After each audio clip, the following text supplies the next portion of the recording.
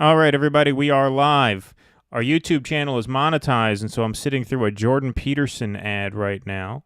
But now I skipped it. See, I skipped it for you guys, even though we'd get paid more if I watched the whole thing. But I skipped the Jordan Peterson ad just for the audience. That's how devoted I am. We are here this evening. Welcome, everybody. This is the Do Dissidents podcast. Keeping Weiss here. We got our pal, a terrific writer and friend of the show who sat in on multiple episodes tonight. So you can find his work in Salon, Raw Story. He's been publishing a lot in Counterpunch recently, but you can find him just about every publication that you online leftists read. Anish Shivani. Anish, thank you so much for coming back. Thanks for having me. I like to think of it as moving from my little fiction to the bigger fiction, because I'm in the middle of writing a novel, as always. Right. And it feels like entering a much bigger fictional reality, if you will. Yeah, exactly. The unreality of American politics, as you like to more than anything I can create. I'm writing a novel about the Mughal Empire right now, writing historical fiction. But what are we really talking about as anarchists, leftists, socialists, progressives, the audience of this show? And we're talking about the Democratic Party often because that's our only choice, right?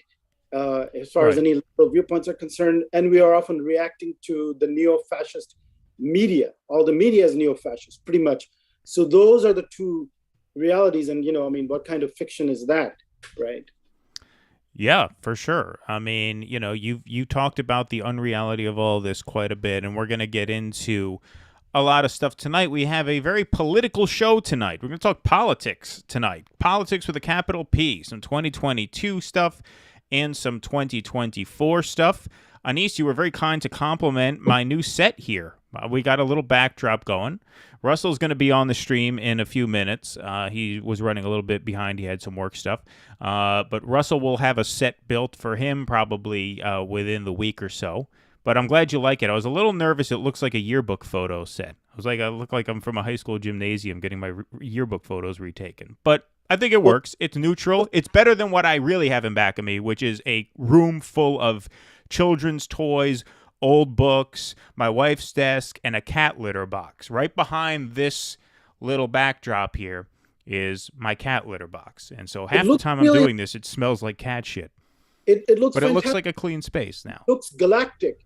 It looks like it came from the NASA, the Webb telescope, the leftover, one of the things they gave to you, like, hey, guy, you want to use this one? Well, the thing is, like a gray background and like there could be star clusters. I don't know what's going on. It looks fantastic. Well, thank you. I appreciate it. I need a physical backdrop. I can't because you know how Zoom, you can superimpose a digital background?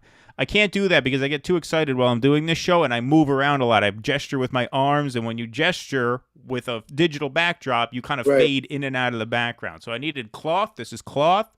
It's real material. We got lights. Russell will have his set up probably in about a week, and we are set to go. But anyway, if the theme of this evening is artifice, then I guess we should start by talking a little presidential politics when it comes to 2024. So I'm sure none of you missed this, but for those of you who might have, there was an article in New York Magazine this week which essentially confirmed that Donald Trump is in fact running for president in 2024. And he tried to stop himself from confirming it, but, Donald Trump is not one to be able to hold himself back. So we're just going to read a little bit of an excerpt here from this piece, and then we will talk about this a bit. Look, Trump said, I feel very confident that if I decide to run, I'll win. And then the writer of the piece says, I fixated on if I decide. Trump is less a politician than a live-action mythological creature, and so punditry and all of the standard forms of analyses tend to fail. What would factor into such a decision for such an unusual person? Well, in my own mind, I've already made that decision, so nothing factors in anymore. In my own mind, I've already made that decision, he said. He wouldn't disclose what he'd decided. Not at first, but then he couldn't help himself. I would say my big decision will be whether I go before or after, he said. You understand what that means? His tone was conspiratorial. Was he referring to the midterm elections? He repeated after me, midterms. Suddenly, he relaxed, as though my speaking the word had somehow set it free for discussion. Do I go before or after? That will be my big decision, he said. He was thinking aloud now. I just think that there are certain assets to before, he said. Let people know. I think a lot of people would not even run if I did that, because if you look at the polls, they don't even register, most of these people. And I think that you would actually have a backlash against them if they ran. People want me to run. All right, so there are a couple key takeaways from there. Number one, he's going to run. That is basically an unofficial confirmation that he is in fact running. And in his mind, he thinks the benefit of doing it before the midterms is to potentially box other candidates out, right? Basically scare people like whoever, Mike Pence, Marco Rubio, right? All these sort of smaller candidates out of the running. I believe Ron DeSantis would probably run anyway, even if Trump decided to run, but that would be something they would have to work out. I mean, look, it would be in the Republican Party's interest not to have a knockdown, drag-out fight for the nomination. Now, as an online YouTube political commentator, it would be in due dissidence's interest to have a knockdown, drag-out fight. I mean, Anis, you and I and Russell, we could have a lot of fun covering those debates. We want that. Yeah, absolutely. Yes, I'm all for that. But I think Trump's idea that he can sort of preempt these other candidates from getting in by declaring early is a somewhat rational strategy. However, I think the other side of this is that it is in the Republicans' interest to keep him out of the running until after the midterms, because you're already seeing developments in these midterms where the Republicans are poised to do very well in the House. They will run the table in the House. They're going to gain dozens, if not scores of seats in the House. But, you know, as you and I, Anis, have talked about offline, there's a possibility they may have overplayed their hands in some of these statewide races. And not just the Republican Party, but sort of the institutional right as a whole, including the court, right? The overturning of Roe, all of these mass shootings going on now. You have candidates like Herschel Walker who have no business running for Senate, just sort of, throwing their hats in the ring, winning these nominations. And so if you have Trump now, that is yet another 20-yard pass that you're throwing right over the middle of the field when all you have to do as the Republican Party right now is protect the ball and run the ball. If you're up by 2 touchdowns in the fourth quarter, your job as a football coach, as a quarterback, is to sit on the ball, run the ball, and let the clock run out so you win. And they seem to be taking a lot of chances that could cost them big in some of these statewide races. Like I said, they're still going to win the House. But you want a midterm election always. If you are the out party, you always want the midterm elections to be a referendum on the in party, especially if the in party is as unpopular as the Democratic Party, and especially if the president is as historically unpopular as Joe Biden is. And so on the one hand, if Trump gets in early, it could, like he said, scare a lot of other candidates out of the race, which would prevent a really heated primary. But on the other hand, you jeopardize their chances in the midterms. And the other thing that I think is extremely risky about Trump declaring before the midterms is now the midterms become a referendum on him, to the point where if the Republicans underperform in some of these statewide races, governor's races, Senate races, as they very well might, Democrats might very well win in places like Pennsylvania, Arizona, Wisconsin, Georgia, even Ohio. That's going to be a little tougher, but I think Tim Ryan has a chance to beat J.D. Vance in Ohio. If the Democrats win some of those Senate races after Trump announces, that really hurts Trump's brand and hurts his chances at winning a contested fight for the nomination. So what's your take on that? Well, let's take a step back a little. I'm still not sure that Trump has decided to run or is going to run. And that may sound odd coming from someone like me who actually wants him to run, who predicted he would run and do really well in 2016. I mean, You predicted he'd win in 2016 before anybody else. It was basically you and Michael Moore were the only two. Right. Nobody else was willing to go, that far. And in 2020, I predicted he would win. And I think had it not been for the pandemic. And even with that, unusual circumstance, he came very close. So it might sound odd coming from me that I'm not yet convinced. And I think at this point, I only have intuition to go by. I just cannot visualize him in 2024 in the White House. I can't see that for whatever intuitive reason. And you could say, well, everything that he's been doing in the last year and a half since he left office, supporting all these candidates at all different levels of government, getting his people in the governor's races, in case there's like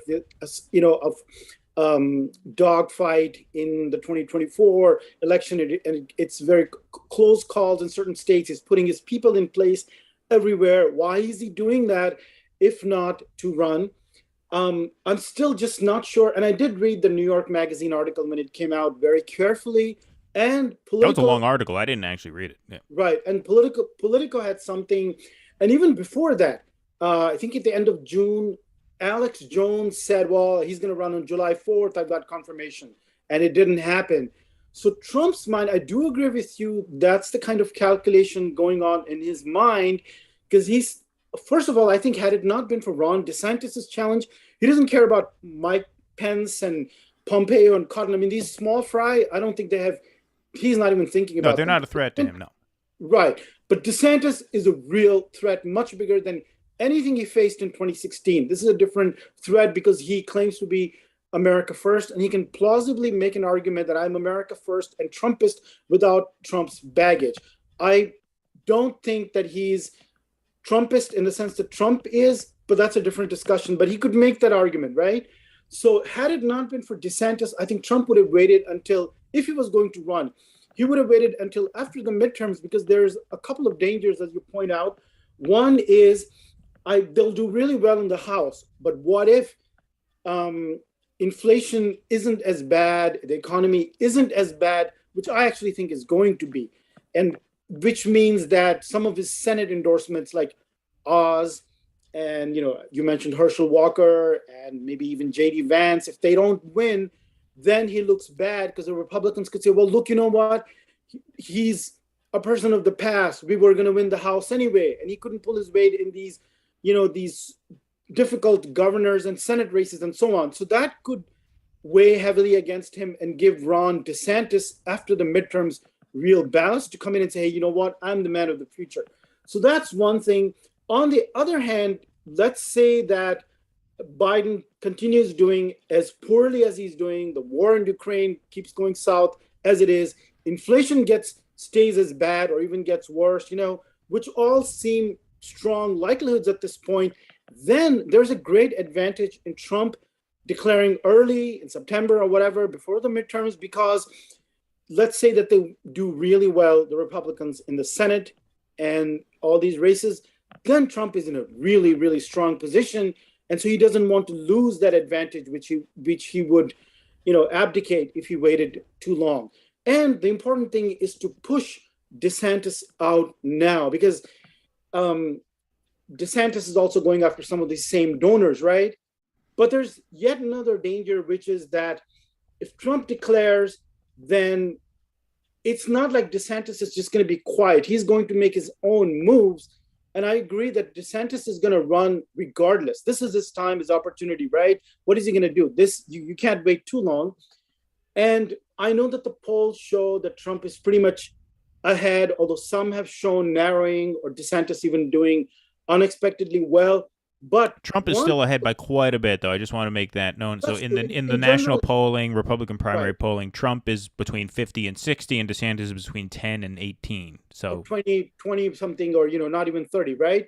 And so under 30. I haven't seen a single poll of DeSantis above 20. I'm not saying that doesn't exist. I'm just saying I haven't seen it. I think I've seen something is in the high 20s, and Trump like 50 or something.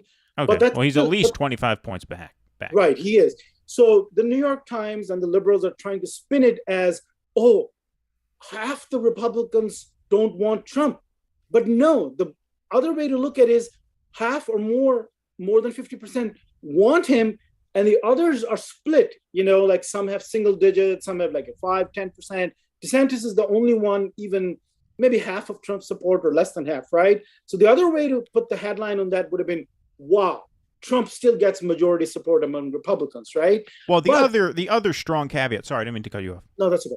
No, the No, other strong caveat yeah, to that poll is uh-huh. that the people who don't want Trump, most of them don't want Trump, not because they don't like Trump, but because they're worried that Trump can't win because of all the January 6th stuff. It's like these are people who would line up to vote for Trump at 5 o'clock in the morning if he were the nominee.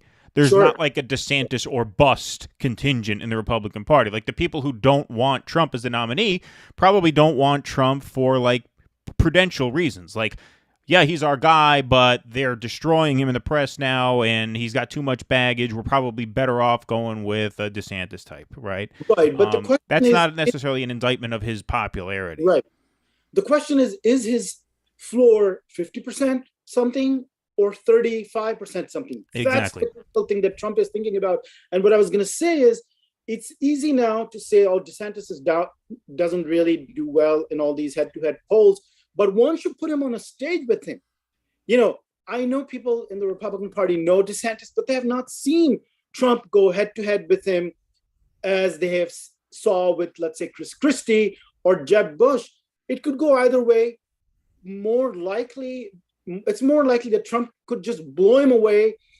And he has his way of doing that, putting people in their place, humiliating them. He won't humiliate him like he did with Ted Cruz or Mark Rubio or Jeb. Right. But he will do it in some way, and to put him in his place, like because he basically Trump raised him from. I mean, he was not going anywhere, and he became a national figure thanks to Trump. It's the direction of power. And Trump has been very, very keen to point that out at every opportunity too. Right, and he'll say, I created Ron DeSantis, right? Like, Ron, who are you? I right. mean, you were nowhere. I picked you from obscurity. So he has his ways of doing that. But on the other hand, if it turns out that the January 6th hearings, which by the way are all about disqualifying Trump, scaring him away, threatening him implicitly with, not that they're going to pursue a criminal indictment or anything, but that's the whole point of the show. The show trial is to disqualify Trump and to just keep him out, right? So what if some people have been persuaded and his ceiling is actually a little lower than we think? And something like what happened to Bernie Sanders, the Sanders, I think, was thinking, well, with 35%, that's going to be enough for me to just, sail through. And for a long time, it was working out. Trump did pretty much the same thing in 2016, right? Because there were too many candidates. But now if you've got Ron DeSantis and everybody congeals around him and it really becomes head to head, then what if you can see how this could, when it becomes concrete and people say, well, you know what? Okay, he sounds Trumpist enough to me, America first enough to me, and maybe I'll go with him. So that's the danger that, Trump is thinking about. Well, yeah, I mean, there's going to be a whole different dynamic in this Republican primary. Let's say it's just DeSantis versus Trump, which is basically what it will be, right? I mean, those other candidates are third, fourth, fifth tier. They're going to be gone well before Iowa, right? They're not even going to factor in, right? So if it becomes basically a DeSantis-Trump race, DeSantis knows that he cannot go nuclear against Trump the way that like Ted Cruz and Marco Rubio and every Republican went nuclear against Trump in 2016. Don't forget, in 2016, the Republicans viewed Trump very similarly to the way the Democrats viewed Sanders, which is they wanted this guy the fuck out. Right? To the point where they didn't really care if it hurt the party permanently to get him out. And that's why you had the Never Trump movement within the Republican Party. You had Mitt Romney go up on stage and say, listen, if you live in Florida, vote for Rubio to stop Trump. If you live in Indiana, vote for Ted Cruz to stop Trump. Like, we don't care. We are explicitly just trying to force this guy out. They're in a position in 2024 where they cannot do that, right? You cannot shit on the former president who has a 95% approval rating within your own party, right? So they can't. So what DeSantis' message is going to have to be is going to be a fairly benign and, just sort of mild message, which is, yeah, I like Donald Trump because, DeSantis and Trump were very, very close, right? I like Donald Trump just fine, but it's time to pass the baton because he's got too much baggage at this point. So even though we like him, you got to vote for me. Right.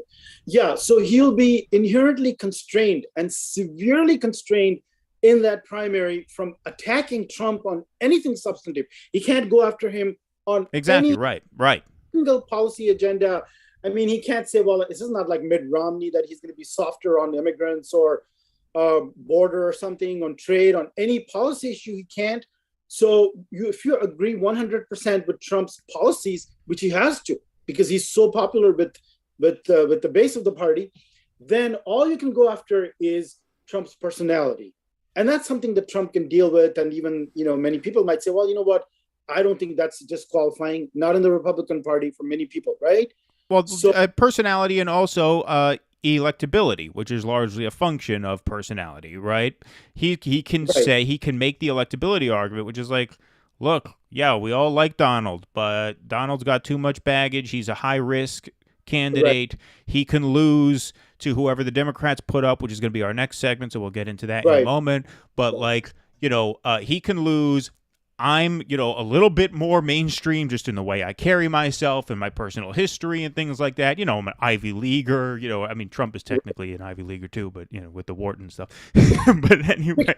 he's fictional Ivy League. Right, a fictional Ivy Leaguer. Fictional Right. Ivy League, But, like, yeah. I've got a more sort Right, of, mainstream type resume.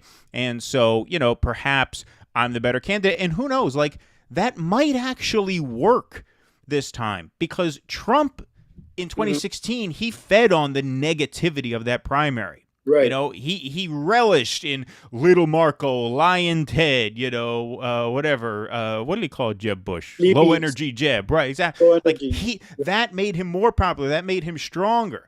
Whereas Right, if it's a nice primary, if this reads more as just like an intramural fight between two guys who more or less like each other, there may be enough Republicans out there to say, hey, you know what? Maybe first priority is beating the Democrats and maybe Trump is too weak. And I don't think that's going to happen. I'm just saying that is something to look out for because the whole dynamic is going to be different. right. Ultimately, it's hard for me to imagine Trump losing the nomination, though, because he's just got too big a lead. And don't forget, too many people in this country don't pay attention to politics that closely. He's the former president. That means he's got a huge advantage just in the same way that Joe Biden had a huge advantage in the Democratic Party by simple virtue of the fact that he was a former vice president. That's hard to beat. And former Right. president is hard to beat, especially as things deteriorate under Joe Biden, because then the natural instinct that a lot of people have, not just Republican Mhm. primary voters, but all sort of low information, just sort of mainstream average Joe voters is, well, this sucks. We should go back to the way it was. And the way it was is when Trump was president, right? Right, And so right. just that, those are macro dynamics that I feel are just in his favor. And I don't think Ron DeSantis can get enough wind at his back to overcome that. He can make it close. He's a very formidable opponent. He is a Mhm. talented politician. There's no doubt about that. He's a smart guy. But I don't know if he can get over the top. I think what makes the most sense from the Republicans' point of view is for them to work out something before the primary where DeSantis says, okay, I'll run to make it look like we have a challenge. We'll be Mhm. nice. Pick me for VP after, and then I'll run in 4 years when your term is up. 2028 or 24. Yeah. Exactly.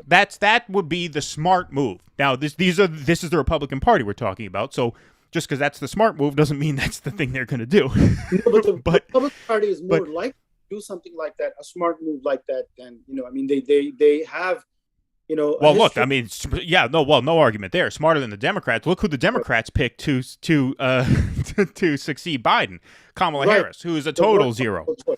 Right, exactly. Yeah. So I mean, there is the poll that says that Biden does beat Trump, so DeSantis could go with that. I agree completely with you that it's going to be really difficult for DeSantis, and he's the only guy who's got even a shot at this, a remote chance to overcome this hurdle. And the other thing is that I think people intuitively understand. Um, we're talking about Trump's personality as baggage, but the Republican hardcore base, Trump's people understand intuitively. Again, they may not be able to put it in a policy framework, but I also agree with this. Trump is the only real America First and nationalist guy out there. DeSantis is not in the same league. He can say some of the things, and I know he's used executive power to enforce some culture war things in the classroom and with corporations and so on. But the essence of America First nationalism or Trumpism is first and foremost trade and immigration, and secondly, no involvement in foreign wars, so disengagement from our alliances and NATO and all that. And you can see that someone like DeSantis, which is why I think the Republican Party would be so much more comfortable with him. I mean, ideally, they would just have him, right? Because they would get some of the hardcore MAGA base, but he wouldn't do any of this threatening stuff in terms of trade, immigration, China, NATO. He could go along with the wars. I mean, the strongly anti-war and this insanely anti-NATO, all this stuff, right? You can only get that from Trump. Immigration the same way, trade is the same way. Now we can talk about whether Trump went far enough or not. Mostly he didn't when he was president, and he had a chance to act on these nationalist policies, right? But the fact remains that I think he's the only genuine person who, on either side, I mean, when he talks about the deep state, fake news, meaning he hates the whole elite establishment, that is not DeSantis. That ultimately is not DeSantis. He tries to play that game, maybe in a way that, Oz does it in even more fake way, right? Because Oz is not, that's not who Oz is, right? But there's only one genuine, America First guy, that's Trump. And I think the base recognizes that, and they can feel that, and they go, yeah, you know what? That guy's a real motherfucker. I don't care about the baggage. They're not the liberal elite who get offended by tweets or whatever. And the other thing is, I think the Republican Party would rather that he wait until after the midterms, let them win. And if he wants to run, fine, run on the economy that supposedly they had under Trump, right? And not talk about the what they call the big lie or the stolen election so much. And I think to some extent Trump will do that. I mean, he has to, right? But I think that alone could be a winning strategy, because if he just keeps talking about inflation and how bad the economy is, and look how, they've just run the economy to the ground, they don't know how to do it, and it's going to take me to take us back to where we were before, right? That should be, a very strong message. And DeSantis can't run on that because he never was president. I mean, how that was a Trump economy, right? So isn't that a built-in, as long as the economy stays bad, that I think is Trump's biggest selling point. He could just talk about that and say, you know what? We had it really good. We were winning. We're losing. And let's go back to that. Yeah, and look, I mean, this is where the America First message fuses perfectly with that economic message, because Donald Trump, for everything he is, and, I'm a leftist. I stand against, just about everything Trump is for, right? But one of the things I will say about Donald Trump is that I believe that he actually wants the U.S. economy to thrive. I think he wants that. Right. He wants the country to prosper. Now, does he give a shit about everybody in the country? Of course not. Is he an asshole? Is he a bigot? Is he this? Yeah, sure. Absolutely. Is he a con man? Absolutely. But he wants good numbers, because good numbers are good for ratings, even if it's just purely selfish, right? He wants the country to do well, whereas he can point to a guy like Biden and very accurately claim that Joe Biden doesn't give a shit if the country does well. If Joe Biden cared about the U.S. economy, he would have found a way to stop this war in Ukraine. Sure. Right? I mean, obviously. That is so obvious. And so the fact that he didn't is proof that, no, they are perfectly willing to sell out the middle class and the working class of this country to their global interests. Agenda, their hegemony, their empire. And they've clearly said, Biden is saying, as long as it takes $6, $7, $8 gas. Right. This is about the liberal world order. We covered that segment. Yeah. Right. Fuck you. I don't care. As long as it takes. He said that. And Bill Clinton, every single day, he would talk about the economy. He was an asshole, and he put in place the whole neoliberal framework for the entire world. But every single day, and he also was sincere in terms of the economy thriving, whatever distorted, weird understanding of the economy he had. Trump, too, every single day he would talk about the stock market. Every single day he would say, well, look at the stock market. We're doing well. Now, that's a ridiculous measure. But the fact that he was talking about that every day for 4 years, right? And you never hear Biden even rhetorically talk about this stuff. They're so out of touch that they're thinking, you know what? The Ukraine war, that's what the country cares about. January 6th, that's what the country cares about. Let's give him that. Well, on a certain echelon, yes, I think that's what they Mm-hmm. care about. I think that's what they think. They think that this Right. matters to people. Right. On an echelon above that, I mean what I said earlier. I don't think they give a shit. Their answer to the middle class and the working class and the poor people is basically too bad.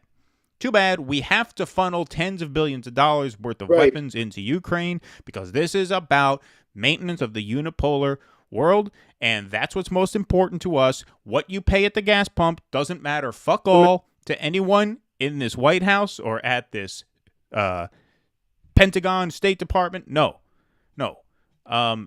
You guys are just going to have to deal with it.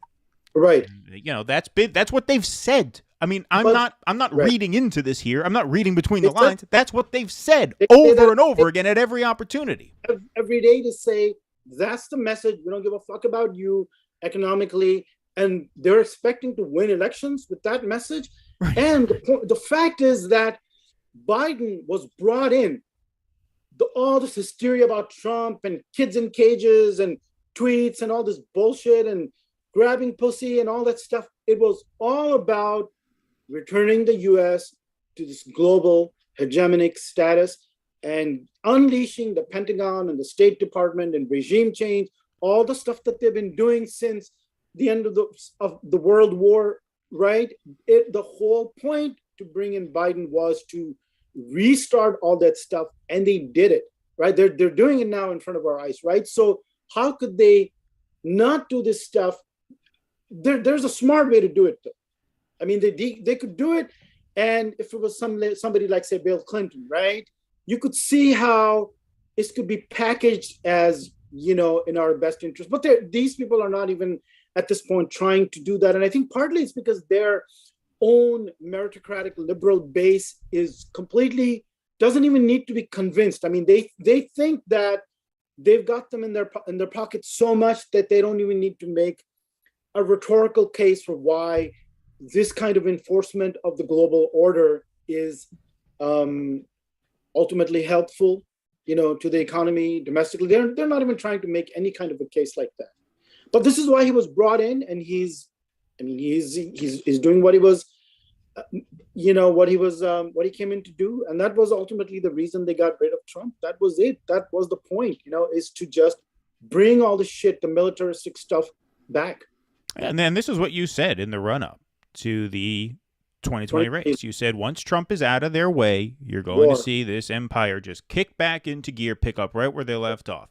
And that was what was sort of perplexing about the Afghanistan pullout, is that was sort of a signal that, no, they were going to do the opposite, right? I mean, that was sort of a signal. No.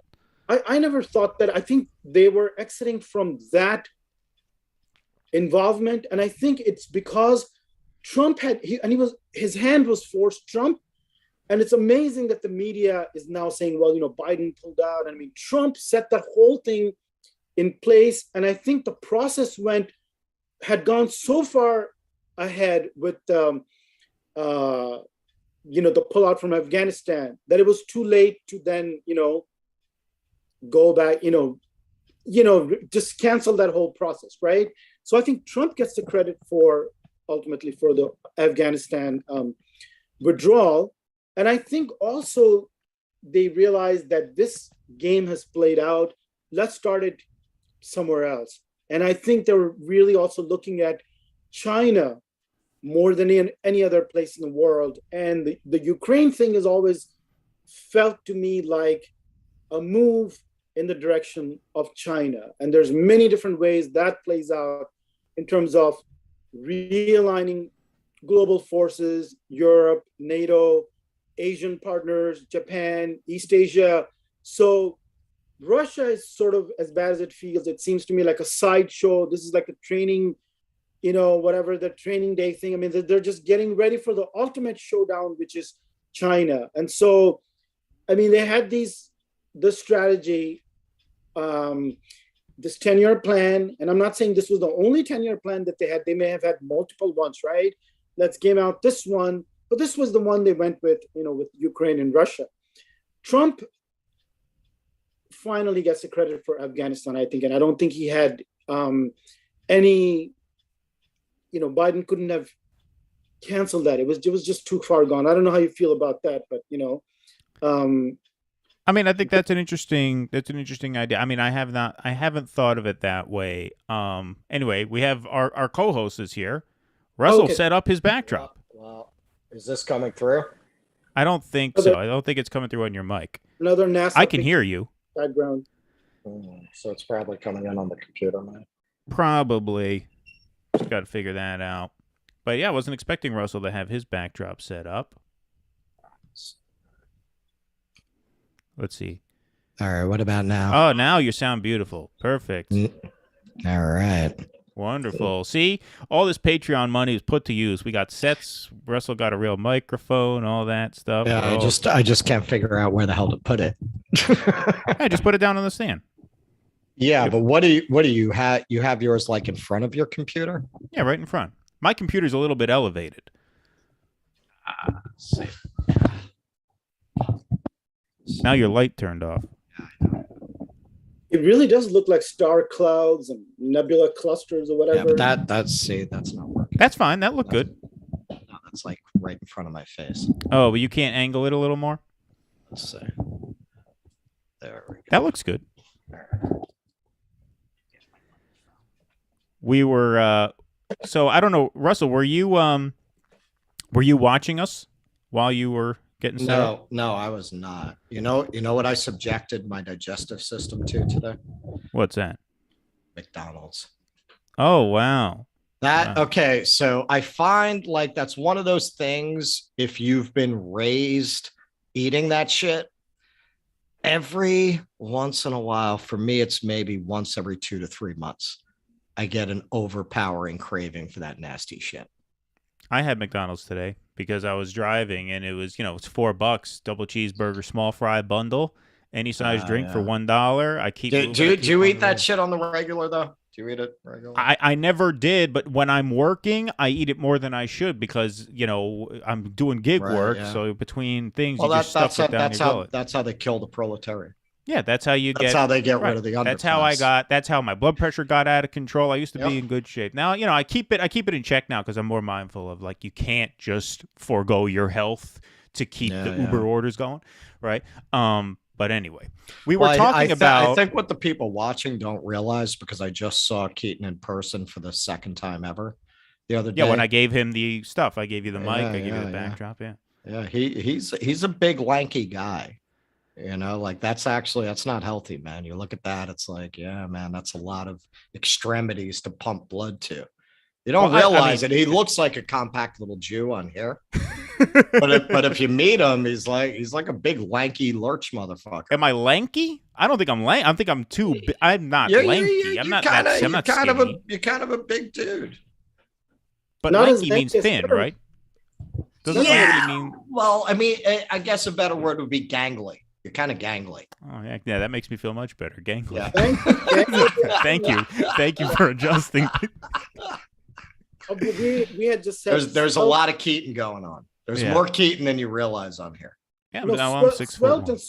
Svelte and smooth like Gavin Newsom without the glasses. Exactly. There you go. That's what I want to hear. Yeah, that's what I think. And speaking of McDonald's, I love that detail about the ketchup on the walls. I mean, this cultural cue, right? It's very subtle.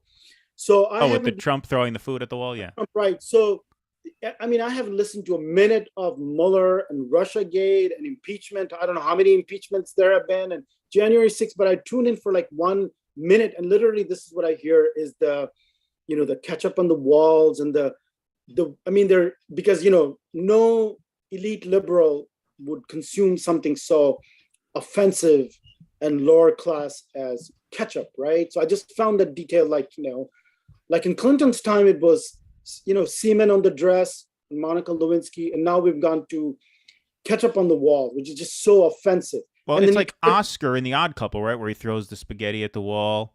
He says, it's garbage, right? Something like that. Yeah, I forget the line. And but he throws food at the wall. And the other was the trying to grab the steering wheel, so that's like, this is it. This is how they're going to convince the country, oh my God, this guy's bad, Well, let's talk about Ivana Trump for a minute before we talk about Gavin Newsom, because when I've heard that she fell down the stairs, my first thought was, where's your pussy-grabbing husband when you need him? right? He could have reached out and saved her by the pussy. Could have grabbed her by the pussy. Yeah. Just grab that pussy and pull her back up the stairs before she falls down. But no, unfortunately, he had moved on.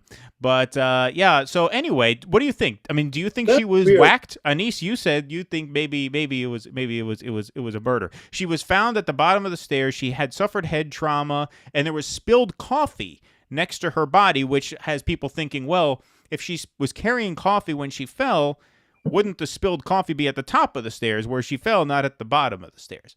So that doesn't really make much sense. On top of that, I think it does make sense that a Trump-hired hitman would be so incompetent as to spill his coffee on the way out. Like, I could see the goon that Trump hires. I could just picture Trump's hitman, like one of these guys with like a gray mustache but black hair, like who doesn't bother to match the toupee with the facial hair, just like bludgeoning her to death with a baseball bat in his right hand and sipping one of those like blue like coffee cart cups, with the Greek letters, we're happy to serve you in the left hand, and just oh shit, knocks it into the banister on the way out. But she already made the rape accusation. Why whack her now?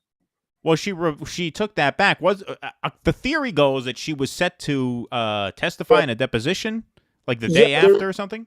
Looking what into deposition? The family business, right? So maybe there was some past history or something. I don't know.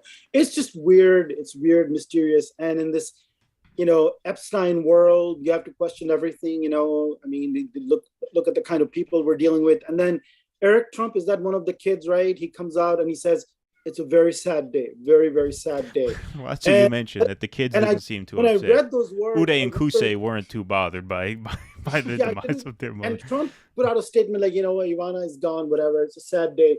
So when I read those words from Eric, my thought is there any emotion at all when he's saying those words, or what's going on with these people, right? Because nobody sounds particularly, their mom just died, right? That's the mom. It's not Melania. So I don't know. Anything is possible, right? Yeah, I think it's an interesting theory. When you brought that up to me, I had not heard of it, and I told my wife, I said, Anise thinks maybe Ivana was whacked. I never heard. Have you heard anything? And she says, no, I actually have heard that. I've actually been following the theories and stuff like that. So yeah, it's kind of natural that people would speculate about that. Yeah, she fell down the stairs. It's so funny. It's just like, it's amazing, the just marriage of reality TV and real life. Like that staircase documentary on Netflix was all about a guy's wife falls down the stairs. They just put out like the sort of semi-fictional retelling of that on HBO. And now here we have the wife of the former documentary about it is on Netflix, right? Yeah, it is, yeah. Straight documentary. Did you hear about the owl theory of that documentary? I think the owl theory is true when it comes to the staircase. That an owl flew into the house because they were hanging out outside drinking wine. They had doors open or whatever. And then an owl flew into the house and came after the guy's wife when she was at the top of the stairs. Makes perfect sense. She has scratch marks on her head. They found a feather. No, not a feather. That would have gave it away. That would have been like if it was Trump's owl that killed her, then he would have left a feather there. But no, they found a pine needle in her hand. Now, where'd she get a fucking pine needle from? That comes from a bird. I think anyway, that's a different topic, but look into the owl theory. We talked about the Republican primary, a potential square off between Donald Trump and Ron DeSantis. On the Democratic side, you saw an interesting development happen with Gavin Newsom releasing a very odd sort of campaign-like ad in Florida. This was a campaign ad. It's just kind of mysterious. Why would this air in a state 3,000 miles away? So let's take a look at Newsom's campaign ad, and then let's do some Democratic Party primary speculation. Spoiler alert, it's for the shit lips because they like that stuff. It's Independence Day, so let's talk about what's going on in America. Freedom, it's under attack in your state. Your Republican leaders, they're banning books, making it harder to vote, restricting speech in classrooms, even criminalizing women and doctors. I urge all of you living in Florida to join the fight, or join us in California, where we still believe in freedom. Freedom of speech, freedom to choose, freedom from hate, and the freedom to love. Don't let them take your freedom. Paid for by Newsom for California Governor 2022. Well, that aired, like I said, in the state of in Florida. Florida, Mhm. which has a lot of people speculating, is he making moves behind the scenes to try and run in 2024? I'll give a few thoughts on this, and then I'll toss to you guys. First of all, I don't think Newsom is going to challenge Joe Biden if Joe Biden decides to run. I don't think we're going to see Democratic primary debates between Gavin Newsom, or anybody for that matter, and Joe Biden. The time is now for Newsom to try and dissuade Biden from seeking a second term, and that could be what he's up to here. I am increasingly starting to think they're going to give him a sit down and walk him out the door. Well, here's what I think. I think that the more they're seeing, the more they're like, what have we got to lose? A fucking turnip could beat this guy anyway, so what the hell? Well, here's the thing. Let's just have a damn primary and hope somebody halfway competent rises to the top. I don't see that happening. I don't think they're gonna have a choice because the cognitive decline is so. No, but what I'm saying is there might be a primary, but how can they run this guy? Well, there might be a primary, but there's not going to be a primary with Biden in. I think. Oh no! I agree. They'll force him out. Yeah. I'm not saying there will be a primary with Biden running. I'm saying I'm increasingly convinced there's going to be a sit down with Biden. Well, that could be what this Newsom shit is all about, because Newsom is their most formidable candidate if it's not Biden. He just is. And I'm not a fan of Gavin Newsom. He's a very Clintonian type figure. He's kind of a slimeball, typical sort of, neoliberal Obama. Not only that, what are you bragging about in California? Are you bragging about the tent cities or the wildfires? What are you bragging about? Well, he's very vulnerable on a number of those things, which we can talk about in a second. No, he is. California's a fucking hellhole, man. Who the hell who moves to California anymore? You'd only move to California if you had to. Well, he, like Ron DeSantis, like Donald Trump, is a guy who has some things going for him, but he's also got baggage. He's high risk, high reward. But what I think is going to happen, I think Gavin Newsom is making these moves now to show that he's serious, to show that he is an option that is on the table. I think what the decision is going to come down to for Gavin Newsom is, can I win a general election? Because Newsom has wanted to be president for a very long time. And I don't think a guy like that is inclined to run in a race that he knows the Republican is going to win anyway. Why blow his shot on a year where the Democrats just have no chance whatsoever? And so I think a big test for Newsom is going to be the midterms. As we mentioned earlier, Russell, before you came on the air, Democrats have a shot in some of these statewide races. Wisconsin, Ron Johnson is looking vulnerable. They're looking to hold a seat in Arizona, which they probably will, actually. They're looking to win in Georgia, which it looks like they have a pretty good shot to. Pennsylvania is going to be tight. We're going to get into that in our last segment. Ohio is even winnable. If the Democrats can sort of juice turnout in major cities in some of these states and win some of these Senate races, win some of these governor's races, Newsom might think, okay, with the right guy leading the party, we can win in 2024, and that right guy is me, not Biden. I'm getting in. Get the word out to this fucking old man. Get out. If the Democrats can't win these statewide races, if they just get trounced up and down the board from the House to the governor's races to the Senate, he might think, you know what? I'm not blowing my shot on a year where my party has no chance. They could run FDR and JFK together and they would still lose. I don't think he's going to take that shot. So that's what I think it comes down to. In very simplified terms, I think if Democrats hold the Senate, Newsom probably takes a shot at it. If they don't hold the Senate, I think it sends a signal to him that 2024 is a lost cause anyway, and he'll stay out. I mean, if Biden's not running, he's not wrong in terms of getting the nomination. I think the blind spot that Democrats have is they don't realize that ad for most Americans was an ad for Ron DeSantis. It's funny you mention that. Everything he's saying there is cultural signaling that most of the country finds repulsive. With the exception of abortion, people are going to read a lot of the coding there. They want to limit what our children can hear in school. Listen, man, there's a lot of parents around the country who understand what you're saying, and they're like, yes, please. Please. Well, Russell, you Please don't know about limit this. what these teachers can say. I have to cut you off because I could tell by what you're saying that you don't know that such a thing existed, but they actually created a right-wing parody video of that ad. And I will play Did it for they you really? right. Yes, and Yeah. actually Anis messaged me this before the show, and so we'll play that right now. I wasn't planning on playing it, but since you brought that up, I just have to. Right. So I'll play this right now.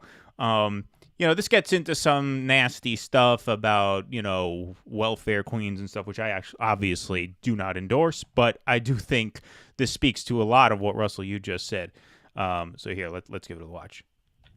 So let's talk about what's going on in America. Freedom is under attack in your state. Dictator Ron DeSantis incredibly lets you walk around without masks. That tyrant allows your kids to go to school during the pandemic, year 2 or 4, or who the hell knows. I urge you living in Florida to join the fight. Or join us in California, where we'll take the money you earn and give it to people who don't work. Visit San Francisco, where you can walk through human feces. If you're lucky, you might step on a syringe. Check out Los Angeles, where gas is so expensive, your kids only need to skip a meal or 2 or 10 to afford it. California, where freedom means lockdowns for you, while I go to the places you can't afford. Don't let them take your freedom. Come to California, where we'll take it, along with your money.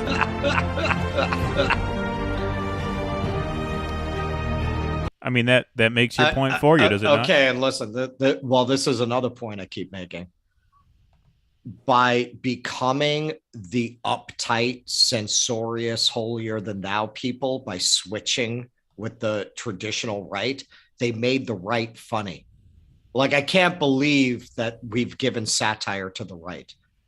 Like, come on, man. That was always our thing. The right was never funny by definition. Almost by definition. That's why I keep saying I don't even know what right and left is anymore. I just don't know what the fuck it is anymore, because I'm watching that. I'm like, yeah, man, that's like 1970s irreverent, anti-establishment kind of humor, only directed at a nominally left establishment. It's all so fucking weird. They put in the little coded thing about welfare. But yeah, sure. I mean, that Newsom ad, that's what always strikes me about Democratic messaging. It's coming from such an elite bubble. They just don't understand how repulsive it is. They don't understand how much of what they're saying is going to be read by people as, oh no, I'm voting Republican. Like, I just watched that Newsom ad. I listen to what the conservatives say. I know how they're going to read that Newsom ad, and yeah, it's pretty much what that satire said. Oh yeah, let the People's Republic of California take over your state and tell you how to raise your child. Like that's how they're reading things like that. With abortion, okay, I'd be surprised if that doesn't help Democrats at all in the midterms, to be honest. I mean, because it's going to help them in statewide races to a lot of people. It's going to help them in statewide races because it's going to juice turnout in major Democrat stronghold cities like Philly, Milwaukee, Cleveland, Detroit, which may help them in those statewide races. The problem is that doesn't really help you. That doesn't really help you in the House, because though that diehard Democrat base is not in the House. That's where the swing voters are at, and the swing voters are going to vote their wallet. They are. I do think in the end, even though it didn't turn up in the polling at first, it started to turn up in the polling. Yeah, I mean, the abortion is definitely, in the end, anyway you slice it, it's a net plus for the Democrats. It's definitely going to help them. It's only a question of how much. But they'll do better than they would have if the Supreme Court had not made that decision. I think we can say that confidently. Enough to get them out of the hole they're in, and they have too much working against them. Between, again, like you're saying, the pocketbook and the perception of Joe Biden, everything he had going for him, he's lost. That technocratic Democratic Party that was going to fix things has proven to be incredibly incompetent, more incompetent, arguably, than the Trump administration. So yeah, I would say so. what the fuck? So like, what are you voting for them for, other than the fact that the Republicans are getting medieval with the abortion? You cannot make the case that the adults are back in charge. No, you can't. You cannot say you can't. Look at Pete. Look at Pete, which honestly has surprised me a little bit. Look at Kamala. Look at Biden. Look at all of them. It's a comedy of errors. Kamala doesn't surprise me, but Pete does a little bit. I thought he would at least do his McKinsey thing because he wants to be fucking president. What is he going to have to point at that he did as transportation secretary? Let the fucking airlines just fuck people over left and right? Like, what would he? This guy's dying to be president. Just out of self-interest, it surprises me how invisible and incompetent he's been. If there has ever been a moment where a transportation secretary had a moment to steal the national spotlight, it is this moment. Right. When has a transportation secretary ever had a better opportunity to shine?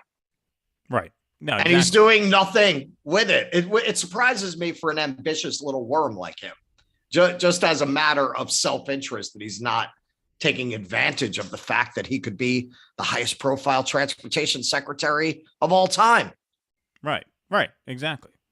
Anise, what do you think about the Democrat primary? Because you messaged me a few nights back, and now you've kind of backed off of that prediction a little bit, but you seemed to think at the time that Newsom was going to succeed in just kind of pushing Biden out of the way and becoming the nominee and perhaps even winning in 2024. Yeah, that's a matter of intuition again, and I see Newsom versus DeSantis. I don't see any Democrat. And, let's take the ad that you played, California versus Florida, these two different models, seriously. And I think Newsom has some tremendous advantages, but he's also got disadvantages. So I agree that there's no way that he challenges Biden or anybody does. Nobody will do Nobody's going to challenge that. That's not going to happen. We all understand that, right? However, the fact that the New York Times ran 2 essays, and I think the Atlantic Monthly started that, and then Michelle Goldberg wrote, "Is Biden too old?" So what is that all about? When there's something so concerted, this doesn't just happen that the Times, the paper of record, just comes out and says, "Oh, Biden's too old." They're seriously thinking of this option. They're holding it in reserve, depending on Trump versus DeSantis and what the situation is after the midterms, in terms of whether or not to dump Biden, right? Then I think among all these other people, they have no chance. Kamala is not going to be president. She doesn't have the political skills. Pete, Amy, Elizabeth Warren, they have no chance, right? No. The only person that I see on the horizon that seems to me intuitively like that, this guy could be the one, that's Gavin Newsom. And if you look at him, it's very interesting. He's not going to challenge him, but he's put this ad out, obviously, to start that thought process, to keep it, keep the right. He's given out the message. I'm out there. If you want me. Now, the question is, how do you get past Kamala and the 25 very people? Easily. Right, exactly. That's what I'm getting at, is it's not, you might think that, if 25 people, but it's not going to be just Kamala. It's going to be 25 people. If Biden says I'm going to run, right, you're not going to be able to stop. Yeah, everyone's going to jump people in. from running, right? It becomes a circus. However, in this country, that's easy to manage because you can just put out a poll or a bunch of polls showing, oh, Gavin Newsom gets 42% or 49% or whatever. Among all, suddenly he's the only front runner, and everybody, even Bernie Sanders, gets like 10%, 9%, 12%. And these few polls come out, and suddenly it becomes self-fulfilling. And Kamala is nowhere to be seen. So maybe you've solved that problem, but that it might not be as easy as that, right? But you could see that happening if it becomes a real messy shootout with 25 people, with Kamala and Gavin and 20 other people going at it, and maybe even Bernie throwing his hat in the ring. Then nobody wins. It's a Republican who would win because it just gets too messy, right? Look, I think Newsom would win. And look, I say this as a dispassionate analyst at this Right. point. Everybody knows, I'm not a big He would fan win the of primary, Gavin Newsom, right? Obviously, I would love to see Nina Turner win the primary and win the presidency. Right. That's not Yeah. going to happen, right? Gavin Newsom is the most formidable Democrat for 2024. There's no question about that. I don't say that gleefully. I just say that as a sober-minded analyst. I mean, sure, but it's a leper with the most fingers contest. No, but I think look, as a matter of politics. I mean, you're talking about him running against who? Kamala, Pete. So sure, yeah. No, but that's what I mean. He would it doesn't mean he doesn't suck, though. I mean, I don't see any particular political talent on his part. No, I disagree. I mean, I think I see him as immensely politically talented, and I've just How so? Yeah, let me explain. I've just started looking into him. I've got to catch up with 20 years of California politics and all the ins and outs of what happened with Willie Brown and Jerry Brown, and now the last 10 years of Gavin Newsom, and when he was mayor and lieutenant governor and so on. So therefore, I've got a lot of catching up to do. I'm not an expert on this by any means, but there's a lot of interesting stuff going on. So he was supported by Bill Clinton. He is Clintonian in that sense. And this goes back to why would they want to get rid of Biden, right? When the New York Times puts out these essays, it's to preserve neoliberalism from a horrible demise at the hands of Trump or whatever, in 2024, right? And so it's gotten so bad that you want to make the argument, instead of looking at policies, you say it's age. Biden is just too old. He doesn't have the vigor to fight off these horrible, Republican policies. We just need a younger, brilliant, handsome, vigorous guy. And who's that guy? Well, that's Gavin Newsom. So, and I also mentioned offline to you, Keaton, when I saw... I mean, in a way, look, if you're talking about Gavin Newsom versus Ron DeSantis in this cultural moment, I would liken that to 2016, because you could not pick a better foil for Ron DeSantis than the fucking French market attending governor of California. Well, let me that's the perfect opponent for him. That's the Hillary of 2024 if you run Gavin Newsom. Well, actually, he'll be running right into a fucking buzzsaw. No, I don't think it's Hillary of 2024. Have you looked at California lately? Like, you could not have a better person to represent everything people hate about Democrats than Gavin Newsom. Right. I understand. Just like Hillary. Well, sure you could. No, I don't agree with that. I'm sure you could. Pete. Well, Kamala, if you run Nancy Pelosi. Yeah. Pete, Pete Buttigieg, Kamala Harris, Warren, right? I think those are all worse. Right. I think those are all worse. Again, you say it's lepers with the most fingers, fair enough, but I think they're all worse. Well, let me not really, man, because you can hang California around his neck. Yeah, but you can California is exhibit A for bad liberal governance. Yes and no. Liberals. Yes and no. I think Denise is right. I think yes and no. I think there's because they're running a $60 billion budget surplus. They're the fifth largest economy on the planet. So he can boast executive experience in that way. He's a governor of the largest, most prosperous, most advanced, most open, most diverse state in the country, right there. So here's the thing, and I mentioned that to you offline, Keaton.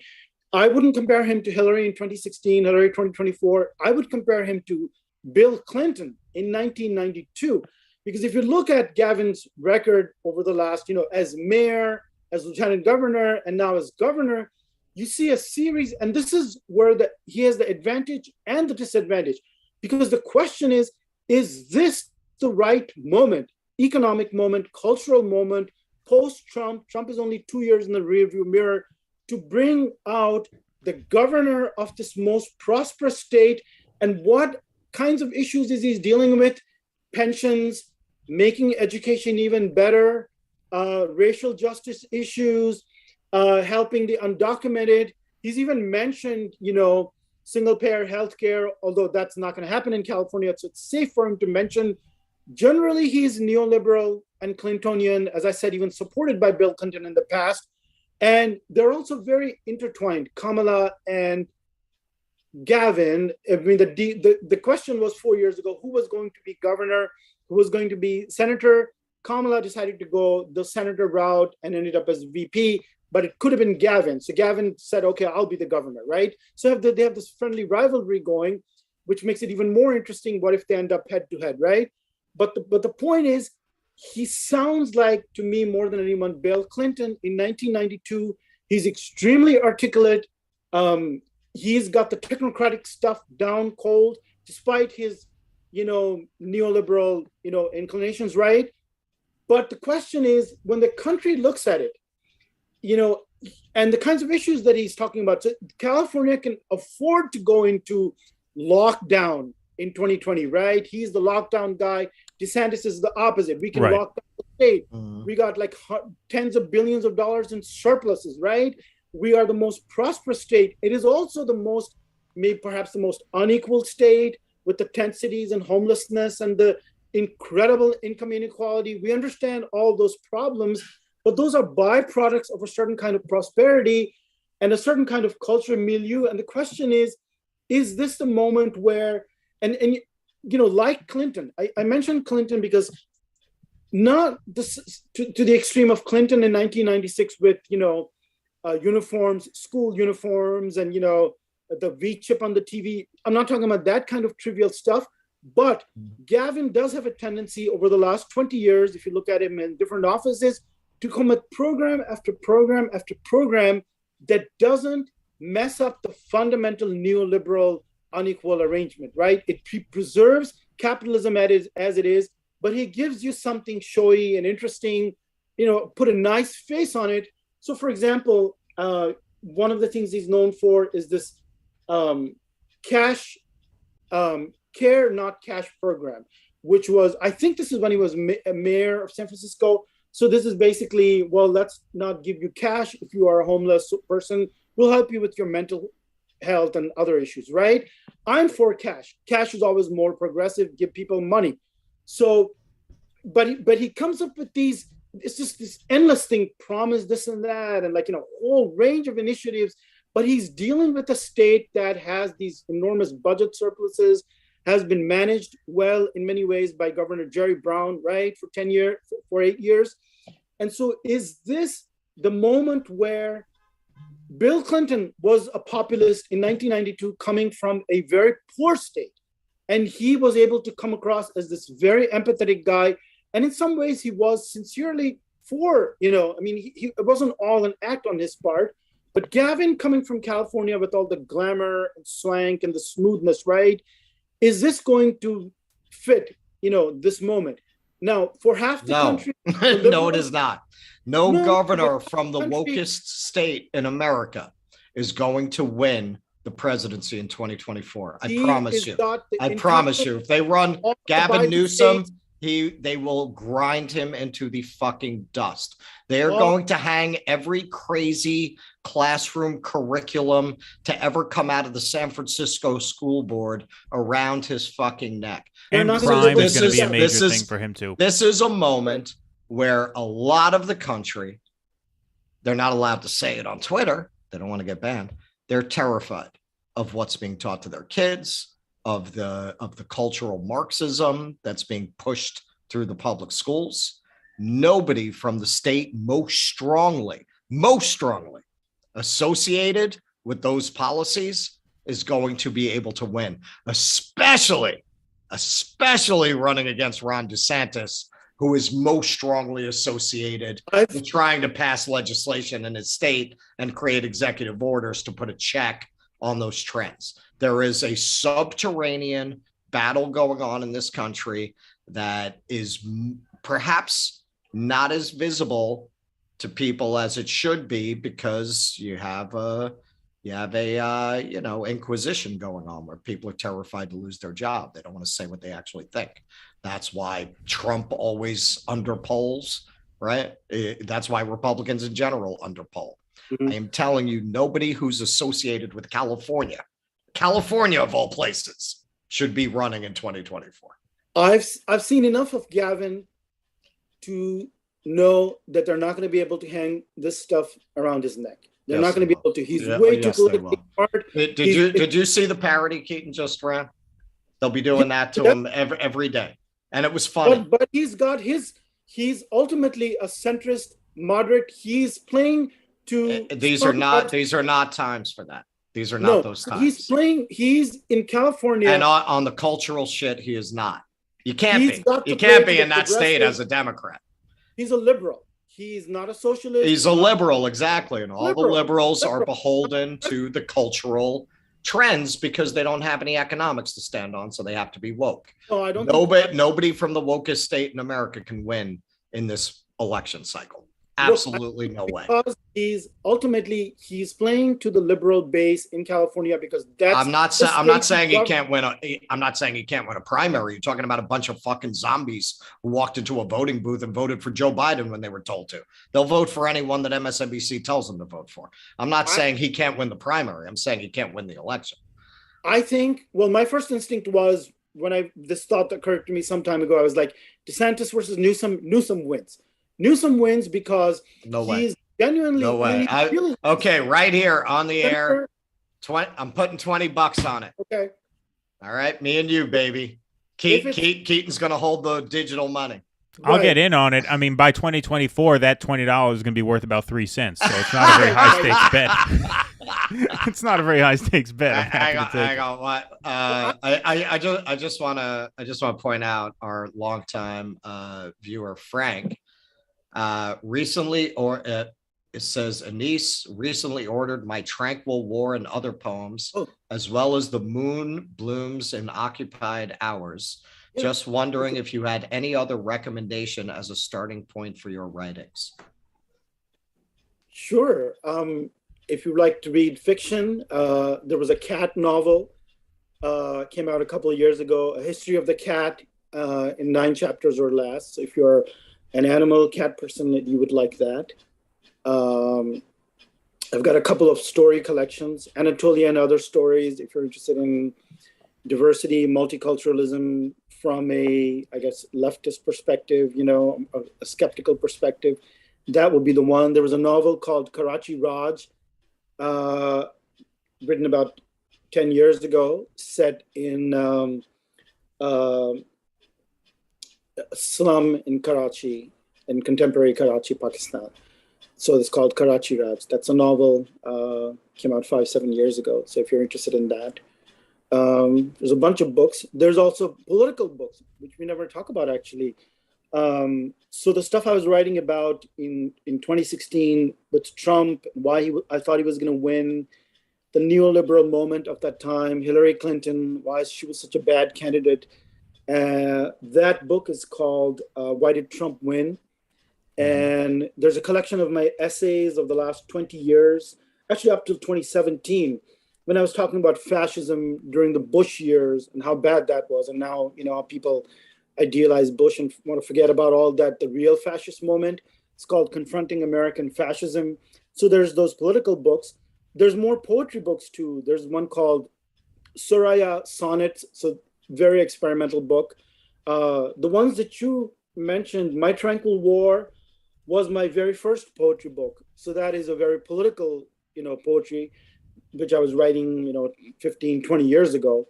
And if you read The Moon Blooms in Occupied Hours, you would have seen that was a more personal, that had moved in a different direction. Oh, I should mention this. So if you did read these 2 poetry books, and maybe you are interested more in poetry than anything, this is the last one I'll mention, Logography. Logography is a poetry book that came out just before the pandemic. It's 3 books in one, published by Sagging Meniscus Press, Logography, Logography. So look that up, and I think that's some of my best poetry, the most recent poetry that I wrote. So that's. And your wife just put a book out, right? Minaz just put a book out. Yeah, that is a memoir of growing up in Bangladesh in the 70s and 80s. It's called Leaving Dhaka. So you can also find that on Amazon and all the usual places. Yeah, I'm going to get that book. Maybe she can come on our show and talk about that book. That would be that would be cool. Yeah, that'd be great. Yeah. We'll send you a copy. Yeah.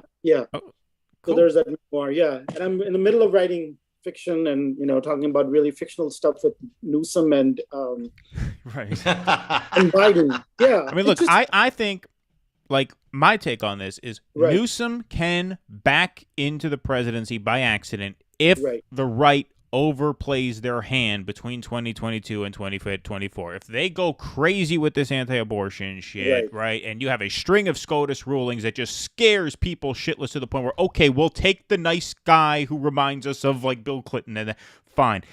Other than that, though, I think Russell is generally right that he doesn't really have much of a chance against DeSantis. I think he might be able to beat Trump just because Trump has that much baggage. Maybe. Against DeSantis, though, unless, like I said, things go really handmaid's tale. That's why I make the. I think he would probably lose. Yeah.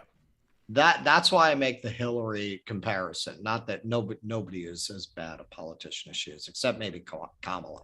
I think Kamala might actually be worse than Hillary Clinton as a politician. I'm not making the comparison in that sense. I'm making the comparison in the sense that nobody could be a better opponent for DeSantis than Newsom. I mean it in that sense. Just like Hillary was the perfect person for Trump to have to go up against. I think the governor of California, that's a gimme for DeSantis. Again, I think it depends on how things develop. I mean, like I said, I put it this way to Anis earlier, Russell, before you signed on. I think for a team who only has to sit on the ball and hold the ball and run out the time, I think the Republicans are throwing a lot of 25-yard passes over the middle of the field and risking an interception, right, with all this Supreme Court shit and running guys like Herschel Walker. Like, It's true. It's true. They are pushing it. I concede it's going to help them in the midterms.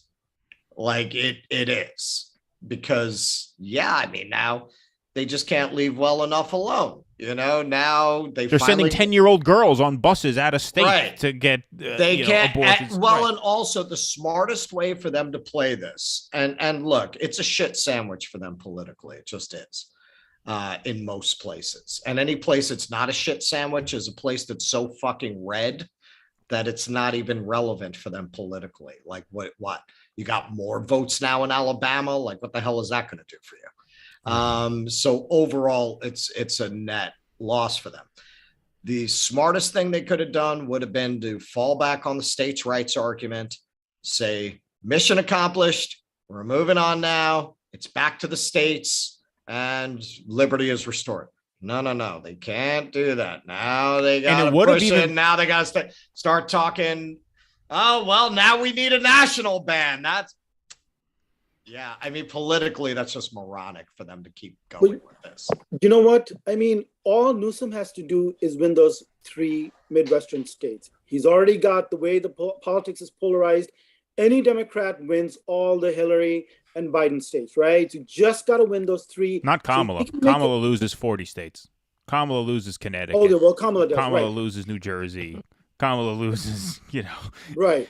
We're talking about Gavin, Minnesota, right? So does Pete, right? It'll be Reagan in 84. Right, yeah, exactly. Yeah. So, okay. So I think we're talking about putting a new face in these policies that he's implemented in California. And when he's on the national stage, he's going to talk about a bunch more stuff that fundamentally doesn't alter housing, healthcare, any of these things, right? But he just puts a nice, pretty face on these policies. And I think Gavin Newsom could do that and make a plausible case in certain states saying, look, you know what? I'm a liberal and I got these ideas and they're very Clintonian in many ways. And I think he could make a plausible case. And because he's genuinely is middle center, he's not a progressive really, right? That it would come across as preserving the basic arrangement. And I think liberals would go for that. Unlike with Kamala. Okay, this is what I would say. I haven't closely watched Newsom enough to see how slippery he is on culture. Hey man, you want to really go Clintonian? What Bill would have done in his prime? If he goes up and gives a whole speech that essentially triangulates where he disowns the woke portion of the left while at the same time throwing them enough crumbs that they feel like they still have to vote for him. That would be a classic Clintonian move. Like Bill in his prime, if he were in this political moment, would recognize how much of a liability that portion of the left is, how much of a liability that kind of talk is, and he would address it. He would find a way to scold them or to put them down. And yeah, man, if he does something like that, he might win. I think I think any Democrat running in the next election to have a chance to win is going to have to find a way to disown that. They're going to have to find a way to put distance between themselves and that. Look, I mean, on the question of, will Newsom run? Can Newsom win? Will Biden run? I think one question that we just have to answer unequivocally now, which I think we can, is that Joe Biden cannot win a second term, right? And so the question is that. Well, that's why I think they're going to have a sit down with him, because it's at the point now that you can't even delude yourself that he's runnable. How the hell is this man going to fucking go campaign? They can't hide him in the basement this time. Even if you discount all of that, his numbers make him not viable. He's under 40% right there. You're not viable. He's under 30% with Latinos.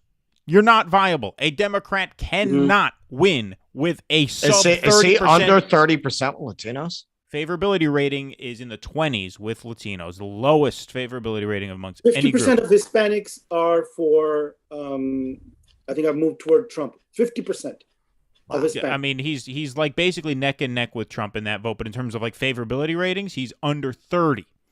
His worst performing group. Right there, you cannot win. You cannot win with numbers like that. It's not possible. So the question is not, do they run Biden because they think they can win? The only way the Democrats run Biden at this point is if they can't get anyone else to run because everybody else is afraid they're going to lose and blow their one shot at winning the presidency, right? So it's either they put someone like Newsom or get somebody else to run, or they basically just let Biden go and forfeit the 2024 race so that all the other would-be candidates keep their powder dry until a year comes around where they think they might have a chance. Well, can Biden beat Trump?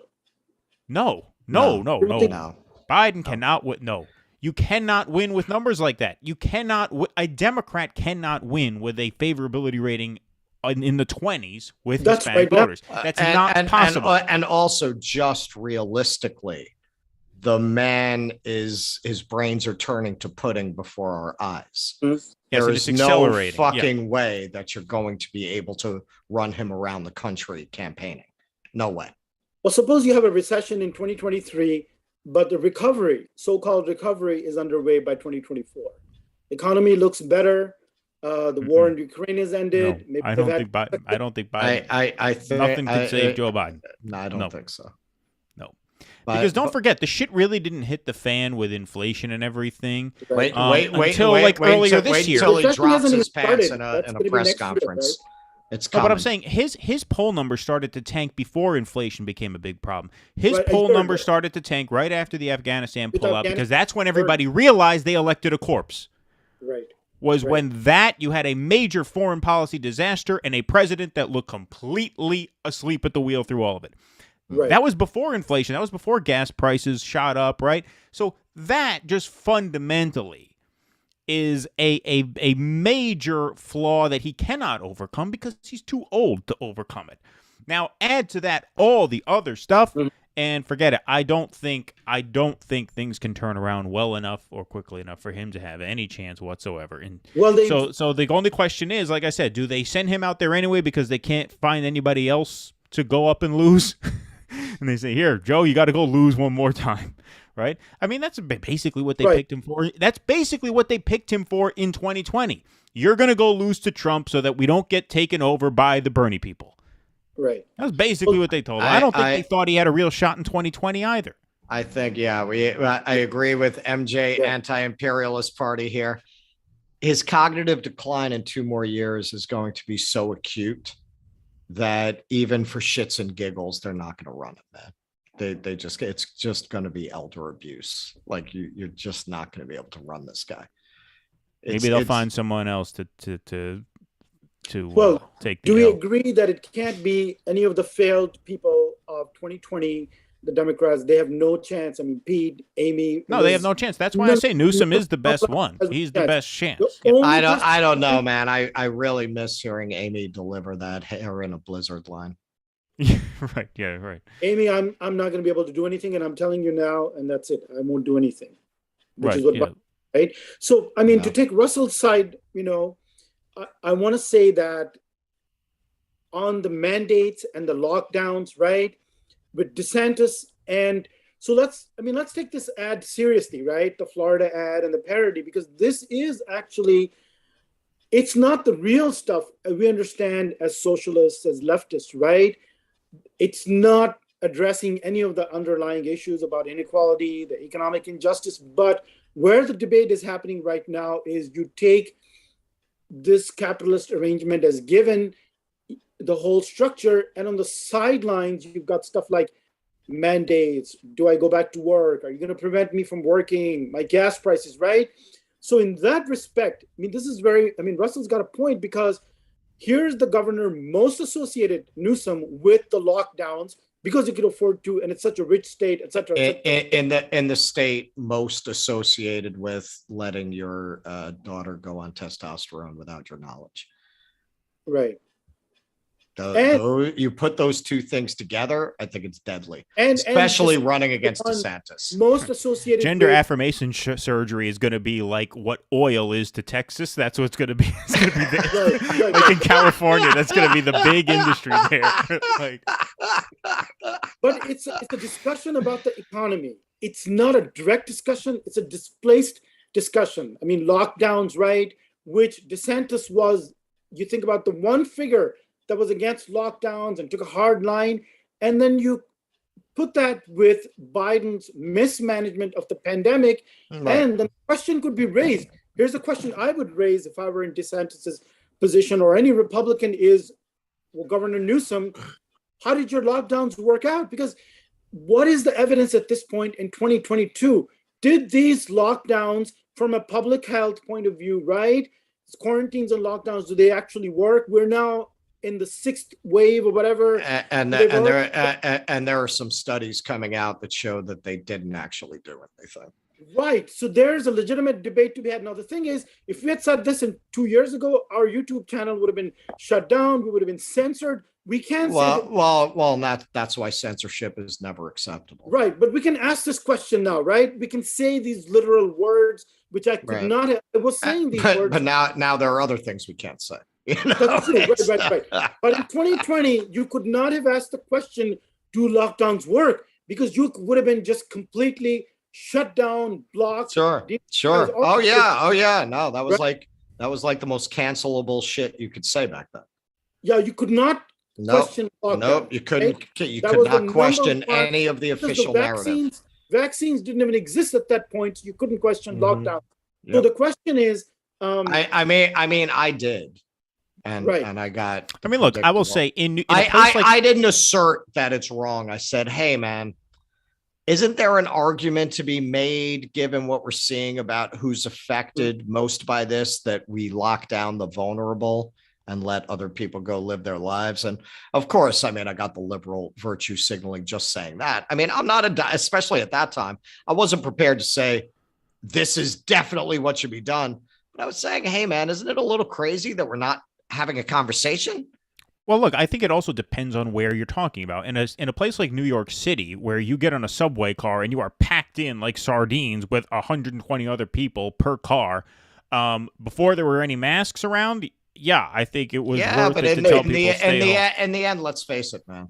If you had done it that way, if you would, just done this with people with pre-existing conditions and the elderly, and you let everybody else live their lives, you're going to wind up having more deaths of despair from the way we did end up handling it than lives you saved from doing that. Well, I think the jury might be out on that. I don't know what the numbers are. Come on, man. We've got skyrocketing suicide. We've got a mental health epidemic. We've got skyrocketing drug overdoses. yeah, in the end, I think you're going to wind up with more deaths of despair. I think than Newsom is politically astute enough, smart enough, articulate enough to defend that position and make a great case, a good case that, in fact, the lockdowns worked for his state, that he protected the vulnerable and the 65 plus people more, and he did a bunch of things that were in accord with science and public health. As I recall, though, in Nice, like the numbers are crazy, man. I think Florida actually did better than California did in terms per capita, in terms of infection and death. And well, Florida also has the benefit of being a warm weather state all year round. So is California, and not all of it. Not a tropical climate. Like, it's not a tropical climate, but it's pretty fucking warm. Like, it's not like the Northeast. So look, there are a lot of numbers coming. I haven't dug into this enough to say, well, this is definitely what's what. But even at the time, I remember, like, when they listed the states, it wasn't what the media would have led you to believe. Like, of course, the states like Florida are going to be out of control, and the states like California and New York are going to be doing much better. That's not what like Florida was doing better. A lot of the states that had been most draconian with lockdowns, it didn't make any sense with what they were telling us. It was a very strange thing following the numbers. You had states with surges and states with declines, and right, they all kind of happened kind of randomly, which I think that kind of stuff, the randomness of it all, does somewhat favor DeSantis, because he could say, like, look, there's not a recognizable pattern here where it really mattered that much what the fuck you did. And therefore, I let people live their lives. People were happy with that in my state. Blah, look blah, at all the people from New York with money. They all went down there, man. Listen, when you go, I do tours of Wall Street that start at 9, which is a half hour before the market opens rather. There's nobody there. These motherfuckers all went to Florida. There's nobody on Wall Street at 9 o'clock, 30 minutes before the opening bell. Right. Yeah. There's nobody there. It's like me and my tour group. That's it. All right, let's do our final segment of the evening. Since we're running long, that's fine, but let's get to this Dr. Fetterman. Dr. Fetterman. Dr. Fetterman. John Fetterman. Doctor. Yeah, right. He needs a He needs a doctor real bad. John Fetterman and Dr. Oz. Yeah. So John Fetterman, after his stroke, needed a body. His brain was transferred to Dr. Oz. He became Dr. Fetterman. TV doctor against the real lanky, gangly, huge guy in perpetually wearing baseball, his shorts and his hoodie and whatever his outfit, right? Is he going to do that in the Senate, by the way? That's what I want to know. I mean, Fetterman? Is he going to bring... Yeah. Is he going to wear that in the Senate? Yeah, right. He'll have the hoodie and the gym shorts in he's the going Senate. to, right? We'll see if he gets there. I'm not sure that he will, but he'll lose his identity if he gets rid of that. I mean, that's true. What'll he have to run on if he can't wear the hoodie and the gym shorts in the Senate? I mean, he'll feel naked. Exactly. It'll be horrible. John Fetterman has been dragging Dr. Oz. He's made this sort of central to his strategy against Oz, calling Oz a carpetbagger. And, I think, as Anis, you said offline to me earlier, I think it's a little bit of a cheap argument, but he does do it well. He has swag, and he's got confidence, and he seems to be having fun with this campaign. Right. He recently enlisted the help of Jersey Shore star Snooki to troll Dr. Oz about his Jersey roots. So we're just going to play this just to take a little break and have a little fun. Here she is, the Jersey Shore's Snooki Polizzi, who actually is not from Jersey Shore. She's actually from my neck of the woods. She's actually from the town just north of where I grew up, Marlboro, New York. Hey, Matt. This is Nicole Snooki. And I'm from Jersey Shore. I don't know if you've seen of it before, but I'm a hot mess on a reality show, basically, and I enjoy life. But I heard that you moved from New Jersey to Pennsylvania to look for a new job, and personally, I don't know why anyone would want to leave Jersey, because it's like the best place ever, and we're all hot messes. But I want to say best of luck to you. I know you're away from home and you're in a new place, but Jersey will not forget you. I just want to let you know I will not forget you. And don't worry, because you'll be back home in Jersey soon. This is only temporary. So good luck. You got this, and Jersey loves you. Mwah. I mean, whether you agree with the substance of it or not, it's nicely done, and it's a very efficient use of campaign funds. I mean, that was a viral ad that he paid $393 for, and now distributes it online for free. And so, that's been his main line of attack against Oz. Again, it skirts any kind of substance, I mean, this is a very unreal campaign, as you would say, Anis. Not addressing any major issues. And Fetterman, I feel like Fetterman is like the Obama, he's like the Obama figure of white working class progressives. Like, he just gives off an aura of likability, signals that he's one of them, while at the same time being very vague about what he actually plans to do for them when he wins. And that's kind of, I think, he's the white working class Rust Belt Obama. That's what he should brand himself. He's the Rust Belt Obama. Rust Belt Obama. Yeah. Well, that's where And big white Obama. Big white Obama. the Great white Obama. the great white hope. Yeah. Yeah, great white hope. I 4 years ago, I think we would have been, trying to project some kind of policy, progressive positions and beliefs onto Fetterman, but we're over that. We're not really playing that game anymore. I mean, I'm hardly even paying attention to him, to be honest with you. This fucking guy. Yeah, he's gonna do something. Ooh. Well, he's not even. He really wears shorts. Ooh. Right, well, that's what I mean. Let me phone bank for him. Fuck you. Fuck you. Well, sure, of course. Well, here's my question. I mean, ultimately, what is the difference between, progressives be more inclined to like Fetterman, but dislike Newsom? But what is ultimately the I think the progressives are out, man. I think that's what you're seeing in the kind of numbers. Where a lot of the indie left media, though, has been very favorable to Fetterman. Like some of the more shit lib adjacent ones, like David Dole and David Dole's getting worse and worse. Like, he's starting to seem like he's auditioning for MSNBC. He's getting to that level where he's getting young Turksy. Yeah, he is for sure. He's definitely like how many more Rogan videos is this motherfucker gonna make? But look at the inconsistency. Fetterman has offered even less in terms of substance. He's for fracking, and I'm for the Ukraine war, and I don't want to go near single-payer healthcare, et cetera, in terms of policy and substance. Yeah, these people, they're all clowns, man. They're all clowns. Right, but Anis is right. Anis is right. Yeah, go ahead. What were you going to say? Because you're right about that. I see Fetterman as fake populism. I mean, he goes to Harvard Kennedy School, and where he's branded as this. Now he starts wearing shorts. Okay. He's a rich kid, too. He's a rich guy. Is he? He's a rich guy. And as he comes from money. He comes from money, yeah. He comes from money, right?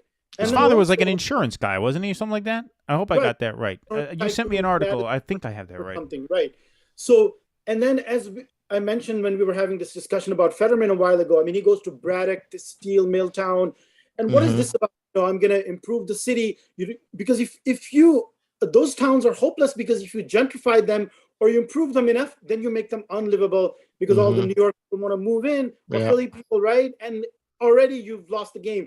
But if you improve them just a little bit, then it's still affordable for poor people. So what kind of game is that, right? That's not a solution to housing or these, rundown old, steel towns and so on. So there's that versus Newsom, who's actually, whatever you want to think of him, of his centrism and, where he came from and who funded him and sponsored him, at least he's got a bunch of 10, 20, 100 programs that he's saying, all right, we'll make some progress here. We'll make some progress here. Well, didn't he just direct his state to start producing insulin? What was that? I think he just directed the state of California, to start producing insulin. Did so he? that people can get it Did he? cheap. Yeah. Right. Yeah. And there are That's also a move signaling, hey, I'm doing something really big here. I'm running. Right. Yeah. I need something to point to other than a school board in San Francisco. I think it's a given. You don't fucking run an ad in a likely Republican nominee state if you're not saying very clearly, well, if the drooling guy is not running, I'm in. I'm in. Right. Exactly. I mean, clearly he's saying he's in if Biden doesn't run. Right. I think ultimately it's going to be, as I've said before, inflation and the state of the economy. If it's bad enough, which I think it's going to be, Oz, even Herschel Walker, all these guys win. All the reasonable Democrats are blown out of the water. It just depends on how bad the economy gets, because that's going to, I think maybe Roe v. Wade won't be as important by then. By November, it'll be 4 months we'll see about that, right? The Republicans are making it important, though. That's why I'm saying if they just said states' rights and shut up, maybe, but they're not doing that. Right. They're causing it to snowball. They're causing it to snowball. Now there's, I can't remember which politician it was who actually tried to justify the idea that the 10-year-old should have given birth. Yeah. They just can't help themselves. And then starting to push back on gay marriage. Like, also, look, I mean, I will say this. Like they're flirting with losing their advantage on culture if they keep going in that direction. That's what I mean. I mean, the woke people, as much as we rag on them, they look fairly benign compared to that shit. Compared to that, yes. You know what I mean? I would agree. And like, if they keep pushing that, like I mean, what did Thomas say? They need to revisit the decisions on contraception? Yeah, no, right, exactly. And look, nobody really, even the Christian right, look, I grew up, I came of age during the Bush years, and I would argue that really, the height of the Christian right's actual power came during the Bush years. You know, they were a phenomenon under Reagan, moral majority, all that shit, right? But when they actually won the presidency was that 2004 race. If gay marriage were not on the ballot in Ohio, John Kerry would have won the presidency. They won the presidency by ginning up a culture war over gay marriage, right? And I was a teenager at the time, and I knew, because I live in a very purple area. It's a little more blue now because all the transplants from the city moved up and bought houses up here after COVID hit. But at the time, it was a very purple area. And I knew Christian right people. I had people who were diehard Republicans, evangelical Christians. I still know some of them. Every Christian right winger I knew at the time, I personally liked very much. A few of them were very good friends of mine, and they were anti-abortion, and I was pro-choice, and we knew that, right, and stuff like that. But here's the thing. None of those, even the most diehard Christian right people that I know, I'm not saying this speaks for everybody, right? And I don't live in the belly of the Christian right beast. I didn't grow up in Alabama where there could be some true crazies here, right? But a lot of the Christian right people I know would, of course, say that abortion as a last resort when the health of the mother is in question should be on the table, or abortion for a 10-year-old girl who was raped should be on the table. They're not, you have to be a psychotic demon from hell not to think that. And so if you're Christian, right there, that should mean that, of course, you are for exceptions in those cases. And not only would they be for exceptions in those cases, but this is why I very often use the phrase reproductive health care as opposed to just making a simple statement of this being a matter of abortion rights. Because reproductive care means, like, this happened in Alabama. Woman was having a miscarriage. She went to the doctor to get treatment, because if you're miscarrying, you could bleed out. There's all kinds of horrible shit that can happen when you're having a miscarriage. And the doctor declined to treat her because he didn't believe that she was miscarrying. He thought maybe she's just trying to get an abortion, and if I give her care and it comes out that she was just getting that she just wanted to get rid of a viable fetus, then I could be legally on the hook for that. Mm-hmm. And so this becomes an extraordinarily dangerous thing. In in a number of cases, and I don't know, even the Christian right people I know for certain they would have a problem with that. And so if the right wing at every institutional level, whether it is, Congress or the presidency in 2025 or the Supreme Court, if they start pushing that too hard, it's going to fuck them up. And I think a lot of them know that. But right now, they seem to just be a little overconfident, and they seem to be overstepping. And I think there's going to be some pushback. I think it's a reflection of a problem on both sides of our politics. Like, look, you have these organizations whose fundraising relies on having a cause and a crusade to push. So I think the end result is you wind up with these organizations that are incentivized to push more and more extreme points of view every time they win a victory. And I think that happens on both sides. Okay, so you win gay marriage. Well, you can't just leave it alone. I mean, how are you going to fundraise? Right. So right. You got to keep pushing the boundary of that in that area. It's the same. That's how this strikes me.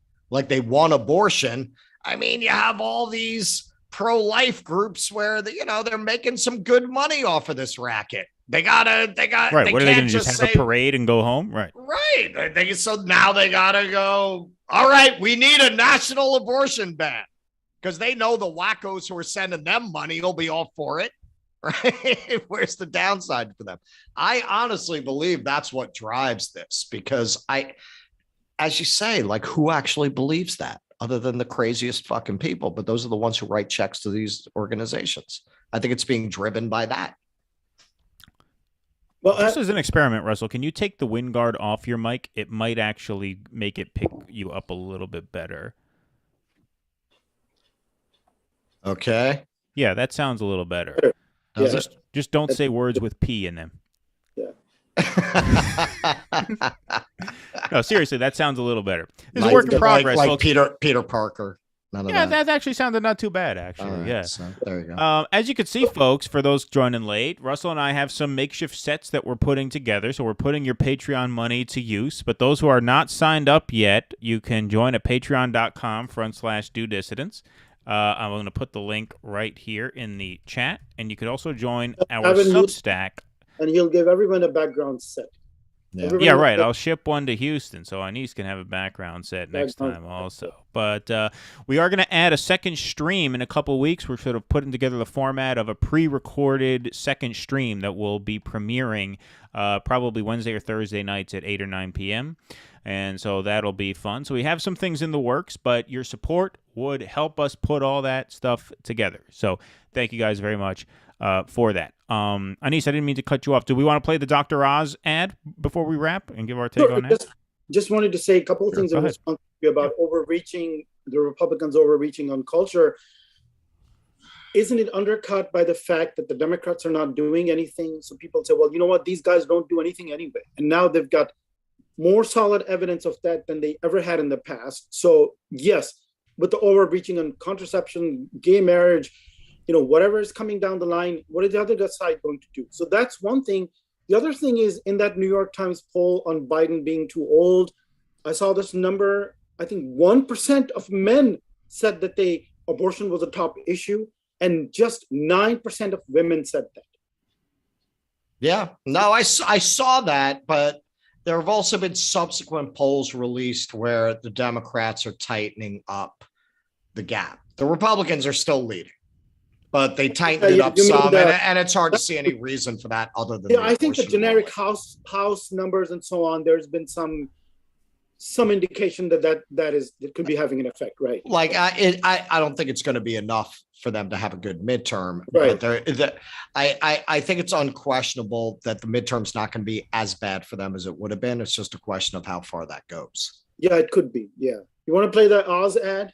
Yeah, let's play the Oz ad before we wrap. So here's Dr. Oz. Okay, so John Fetterman, of course, had a stroke. He spent a couple weeks in the hospital, and he's been sort of a little bit slow to recover. He hasn't really been on the campaign trail much lately, and so Dr. Oz thought he could capitalize on that by both wishing Fetterman well and also highlighting the fact that he, Dr. Oz, is fit enough to jog around town with a parade of, I guess, middle-aged white women, right, with white people behind him. Right, exactly. Right.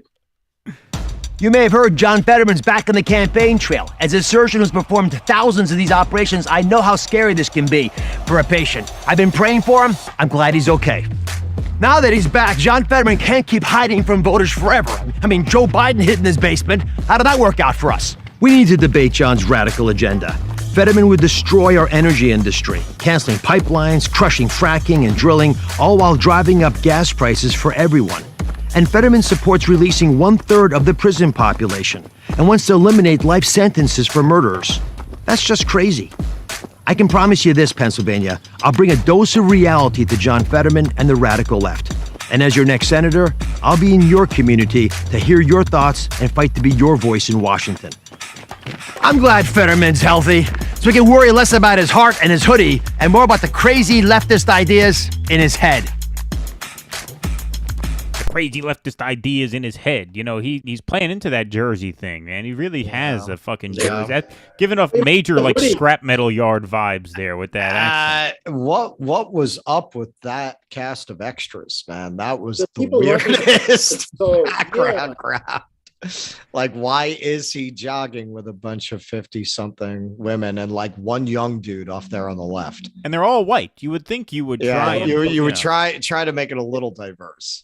Right. Yeah, that's what stood out to me. But he did mention policy. He was afraid probably if you put a black guy in there, black guy probably outrun him. Sunday mornings in Munich would have looked like if the Nazis had won the war. Yeah. He mentioned the hoodie. I'm glad he did. And he mentioned fracking, which is not true because I believe that Fetterman is not against fracking. No, he's reversed on that in order to make this run. It's not true, yeah. But this ad is more substantive than, in my opinion, the carpet bagging charge, which frankly, I don't give a fuck about that. I mean, that's never going to be an issue for me. Yeah, I mean, ultimately, it wouldn't be an issue for me either. It would just come down to the issues. You know, if you're better on the issues, I don't really care where you're from. There's a long history of carpet bagging politicians. Who does? I mean, RFK. Oh yeah, there's a long history of carpet bagging. Like, what is that? It's neither here nor there.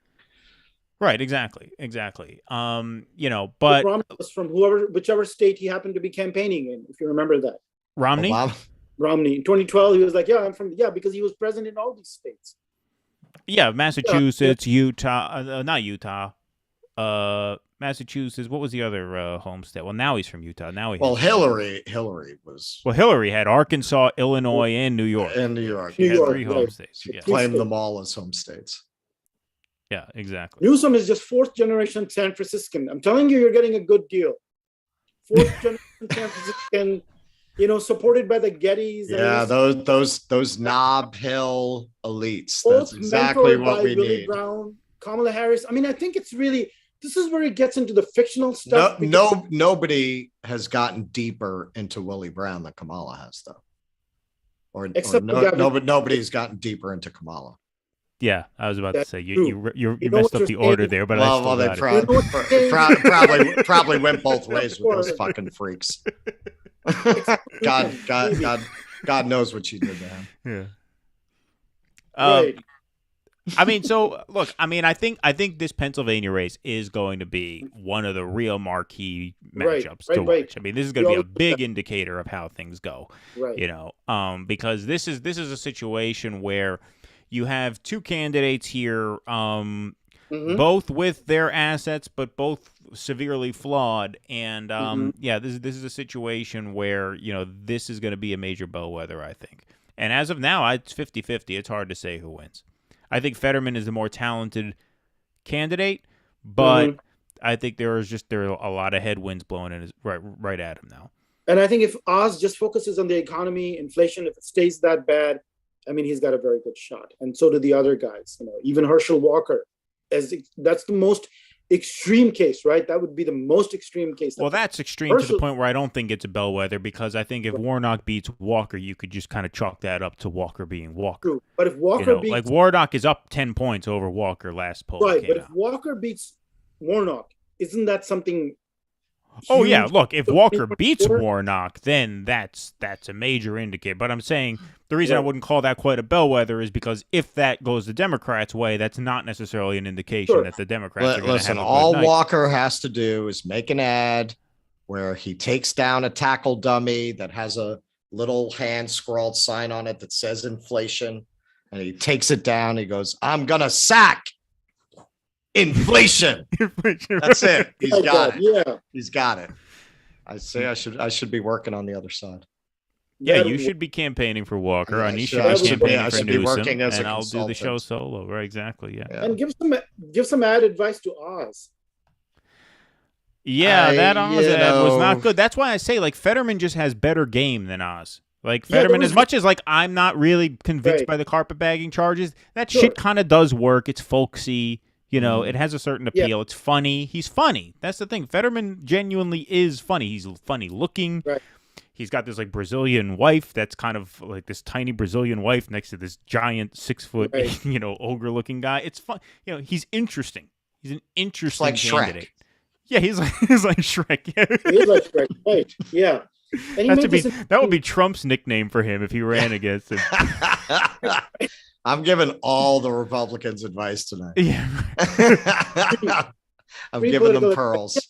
And Fetterman has this ad about Oz being interviewed in his mansions in Jersey, whatever, like, TV interviews, like the lifestyles of the rich and famous kind of shit. And he just shows it. And it's actually even funnier than the Snooki stuff, So that's, he's playing on that. And that has some, not so much the carpetbagger, but the Hollywood celebrity part of it would have more resonance anywhere in Pennsylvania or anywhere, right? Because he's a celebrity guy. It's in good spirits. He comes off as happy. He comes off as having a good time, which I think in this day and age, I think that's refreshing to people. I think people like that. They see a guy having fun with this. I mean, he's running for Senate. Like, this is a serious thing. But he's putting Snooki in the ads. He trolled him. Here's another funny thing that he did, because Dr. Oz went to Pat and Gino's cheesesteak shop and he did a campaign stop there. And so I thought Fetterman had a good tweet. Again, I think the guy just has good game. I really do. He puts out here, yes, the trip to Pat's and Gino's, a rite of passage for every tourist. And he shows, because this was the picture that Oz had put out visiting this shop. So, yeah, I think Fetterman has good game. I think he's a good candidate. He's an interesting candidate in the sense that, like, he used to be carrying the sort of Bernie banner in 2016. Mm-hmm. He was the only elected representative to endorse Bernie Sanders in the entire state. He has backed off a lot of those positions, which is regrettable, obviously. But now he's sort of playing the working class progressive populist, just the way Barack Obama played the sort of reincarnation of Martin Luther King with no substance behind it, right? It's a similar kind of thing. And it's going to be interesting to see how that works, because I think he's running against, just a particularly awkward and sort of inexperienced politician who just does not have the game that he has. Now, that doesn't mean Fetterman's going to win, but I think that's going to be a really fascinating race. It looks... Oh, whoops. What did I do? It looks like it's going to be Fetterman. You think he's going to win? Yeah. Oz is looking pretty shitty. Are you looking at polls now? Is that what you're looking at? No, I seem to have... Oh, yeah, your mic is disconnected. I'm getting feedback now. Yeah. Uh-oh. All right. I'm going to mute you for a second, just until you figure that out. Well, I can't hear you now. I muted you. Here, unmute yourself now. See if that works. You're muted. You got to unmute now.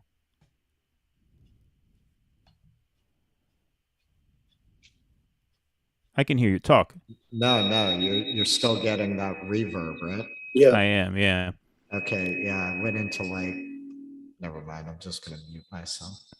All right. Well, we're gonna wrap anyway. I mean, I think we've done it. We've hit 2 hours, so that's our show. Thank you guys very much for watching. Thanks our podcast listeners for listening. Anis, do you have anything new out that you want to plug? You're working on another novel. You just put an essay out in Counterpunch. You've been publishing on Counterpunch mostly now, right?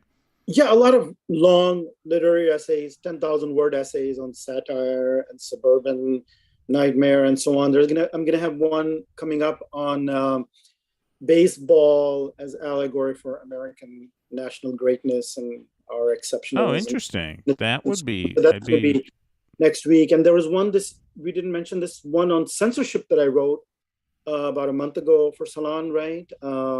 Why censorship is used by neoliberals to prop up their indefensible positions, because they always pick one thing that you can't talk about, and then they use that to defend the whole structure that they are defending, which is actually something, not defendable. So you remember that one on censorship, right? Yeah, absolutely. Yeah, I read that one. So that was a recent one, and I just want to say, I think that the gist of this thing is I see a plausible scenario where the stuff is out in the air. They've put these feelers out. It didn't just happen accidentally that Newsom, who's so respectful of Democratic Party norms, would just put that ad out. I mean, that didn't happen by coincidence, right? Or that the New York Times would do these series of essays on Biden's age. So depending on how bad the economy is, and everything seems to be going down. I mean, these historic numbers in terms of unpopularity, they tried this forever war, the mismanaged the pandemic, the numbers are going up. They're going to be very big, by the way, in the fall. The sixth wave is already, the numbers are going up again, right? And people are getting reinfected again and again with the virus. And now we're talking about the fourth booster. So you look at all that stuff, and not to mention the biggest thing, I still think inflation, economy, prices, right? It's just out of control. So depending on what happens, someone like even Oz wins, then maybe it's possible that which would be unprecedented, because what that would mean is they would be admitting defeat and saying, look, we were wrong with Biden, with Trump, with 2020, we failed.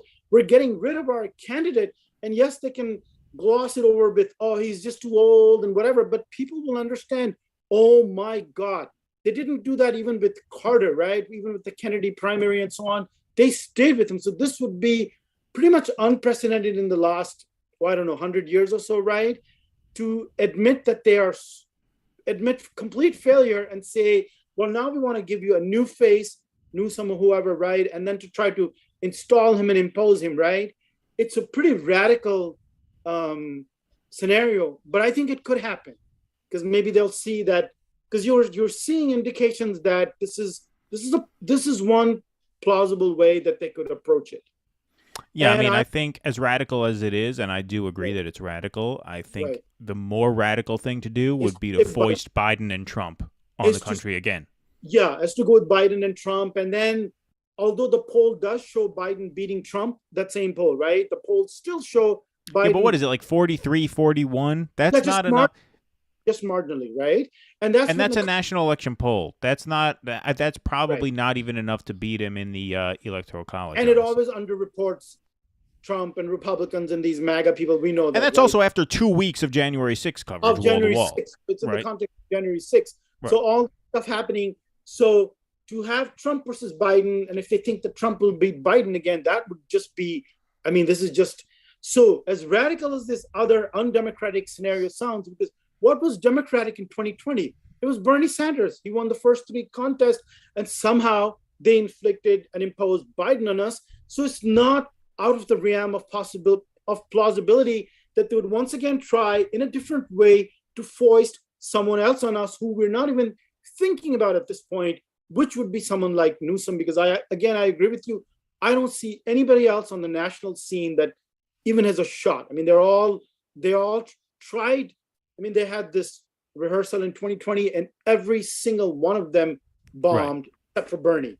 And Bernie is too much of a loyalist to, to disturb to rock the boat at this point. So I see that as a plausible scenario. And it occurred to me, I mean, I just have this vision of DeSantis versus Newsom. And now that I got to see some of Newsom, I was very impressed with his political skills. And I think Russell mentioned triangulation. We're not at that point yet because the base doesn't need to be triangulated. I mean, the Democratic base, right? This is not 1996. He's not going to do any of that. There's going to be no triangulation. It's going to be neoliberal. Well, to win a general election. I'm sorry? You would need to. No, I don't think even to win a general election, I get no sense from Newsom or anybody, unlike even Obama, remember in 2010, he would go out and scold black people. I mean, he was doing that in 2008. Mm-hmm. He did that a lot in the 90s, right? I don't think this is that moment. Well, it's a different scenario. Right, it's a different. But there is an element of the left that he would have to disown to win an election. I believe that. I believe there is a portion of the left that scares the fuck out of most of the country. That any Democrat to be successful in this cultural moment. Who would Newsom go after? What would he say? He's gonna have to distance himself from some of the gender ideology. The critical race theory stuff. He's going to have to distance himself from critical race theory. He's going to have to drop the party line that this is just a law school academic theory that hasn't bled into public schools because people aren't buying it. Especially during COVID, this really hurt the Democrats because a lot of these parents got to see what their kids are being taught. Right. Yeah, I don't see that as triangulation per se, but he could easily say that. I agree with you. He's going to have to do a Sister Souljah thing with this element of the left. So he already did that with the San Francisco Board of Supervisors and That wasn't him. That was the voters. No. But he is already on record saying, yeah. I think that was crazy stuff. And so he can easily go there because. Did he say that? Yeah, he did. I already heard him say that. So, but he's genuinely centrist and in moderate and neoliberal enough. He doesn't have to pretend to be one that he could say that and it sounds convincing. So I don't think he has to make just saying that's what he's going to have to do. So he can say, well, people think of California this way and they have these extreme ridiculous stereotypes, but that's not who we are. That's not how I'm saying. Sure, that's what he's going to have to do. He's going to say, I'm not with these people. That's what I'm saying. Any Democrat to have a chance of winning at this cultural moment is going to have to say, I'm not with them. Right. That's not who I am. And he could do that 100 better than unless the Republicans just go full escape from LA and try to pass a national abortion ban, then Newsom can run on free testosterone for everybody. But we're looking at a very unusual thing because we had become used to after Carter, 8 years, president get 8 years, incumbent always wins. In the case of Reagan, Bush, we had 12 years of the same party, right? And it took the end of the Cold War, that kind of enormous thing happening to have George H.W. Bush win just one term. And now it seems like we're in a different time where Trump one term, Biden possibly half a term, and it's just accelerated so much. I mean, so we can't count on incumbent. They brought in a zombie that some of them want to get rid of now, right? Because this is just unsustainable for the country. I mean, how? And you're right about his cognitive decline. I mean, it's just the same people who were saying. It always reminds me of I used to know a comic who used to do a bit about the Pepperidge Farm guy with Alzheimer's. And remember when I can't remember. That's what I think of every time Biden gets it's really bad. It's really bad. And the same people who are complaining about ageism, right, are the exact same people now writing articles in the New York Times saying, oh, he's too old. And, well, that's a great point, is that in the primary, it was, it's ageist to discount Biden. And now they're going to force him out under the pretense that, well, he's just too old. They're Well, not gonna just admit that like he's just been a like it complete was sinner every other sexism way. to point out that Hillary Clinton would be the most unpopular Democrat ever nominated for the literally saying presidency, things like, and she was also under FBI investigation, which I don't want to hear shit about Comey from those fucking people. It's not like that investigation all of a sudden dropped out of the sky in October. You knew about that when you voted for her. they were literally making it sound like Biden is from that era of segregationists in the Senate. And they were making it sound, and he was working with them against and so on. And they were making it, the New York Times, people like that was a good thing because he can work with segregationists from 50, 60 years ago. And now the same people are saying, because they're saying, well, he's so old, he remembers that era, so this is good. We want that experience. And now it's like, well, he's too old. So, I mean, these people just turn on a dime and they can see the the wall, right? I mean, they can see. Yeah, I mean, it's just but such the good nonsense, news is most of the public, even the last holdouts who really listen to these people, have dropped out based on the polling. What was it? Cable news rates, or just TV news? I think rates 14% approval from the public, and I think print news gets 16%. So most people have woken up. It's that their business model isn't even really the ads. It's that they get bundled into cable packages. Yeah, packages. That's why they can be this awful and have no audience and still be a viable business. It's like, you want the HBO, well, you're going to have to take the MSNBC and the Fox and the CNN as part of the whole package. Right. Yeah, absolutely. But one other thing we didn't talk about is, let's say Trump declares in September, and if he has the sense to make inflation and the economy and Ukraine even part of the discussion and not just talk about the election, and what if his numbers are just unbelievable and he's just blowing? I mean, that could happen too, right? I mean, people go like, I mean, he could be. Yeah, he declares and gets off to an early lead against Biden. Does that shake up the Democratic race? Really, that's possible too. For the midterms. What, Newsom? No. If Trump declares early and polling indicates that he's doing well against Biden, could that spark a Newsom intervention? Right. And Trump starts doing really, really well, right? I think that's possible too. I mean, if it really is Trump versus Biden, not that we weren't already there and we needed more evidence, but what could better say that our system of government has failed? Well, that's what Anisha's, I think, main point is that Trump versus Biden just accelerates the decline to such a point that it could just collapse entirely all at once, which is not really in the elite's interest, right? Sure. And so they'd be better off sort of, softening the blow there, coming in for a more graceful landing with like a Newsom DeSantis kind of thing. Yeah. Right. Both parties, I think. Or even a Newsom Trump kind of thing. I mean, you put the country through Biden Trump again. Wow. I know. Yeah. It's unbelievable. I can't even imagine. I'm going to quit the show if that's what we No, I mean, it'll be great for ratings, as Trump says, but as an anti-imperialist, leftist, socialist, if you believe in any of that stuff, I've made the case before, and I think you could say that Biden is the best thing for the country, and Trump is the only real, I think, nationalist. DeSantis is not even close. Nobody else is. He genuinely believed this stuff, right? But I think both parties' establishments desperately want, the Democrats just want to put a new face on this disaster.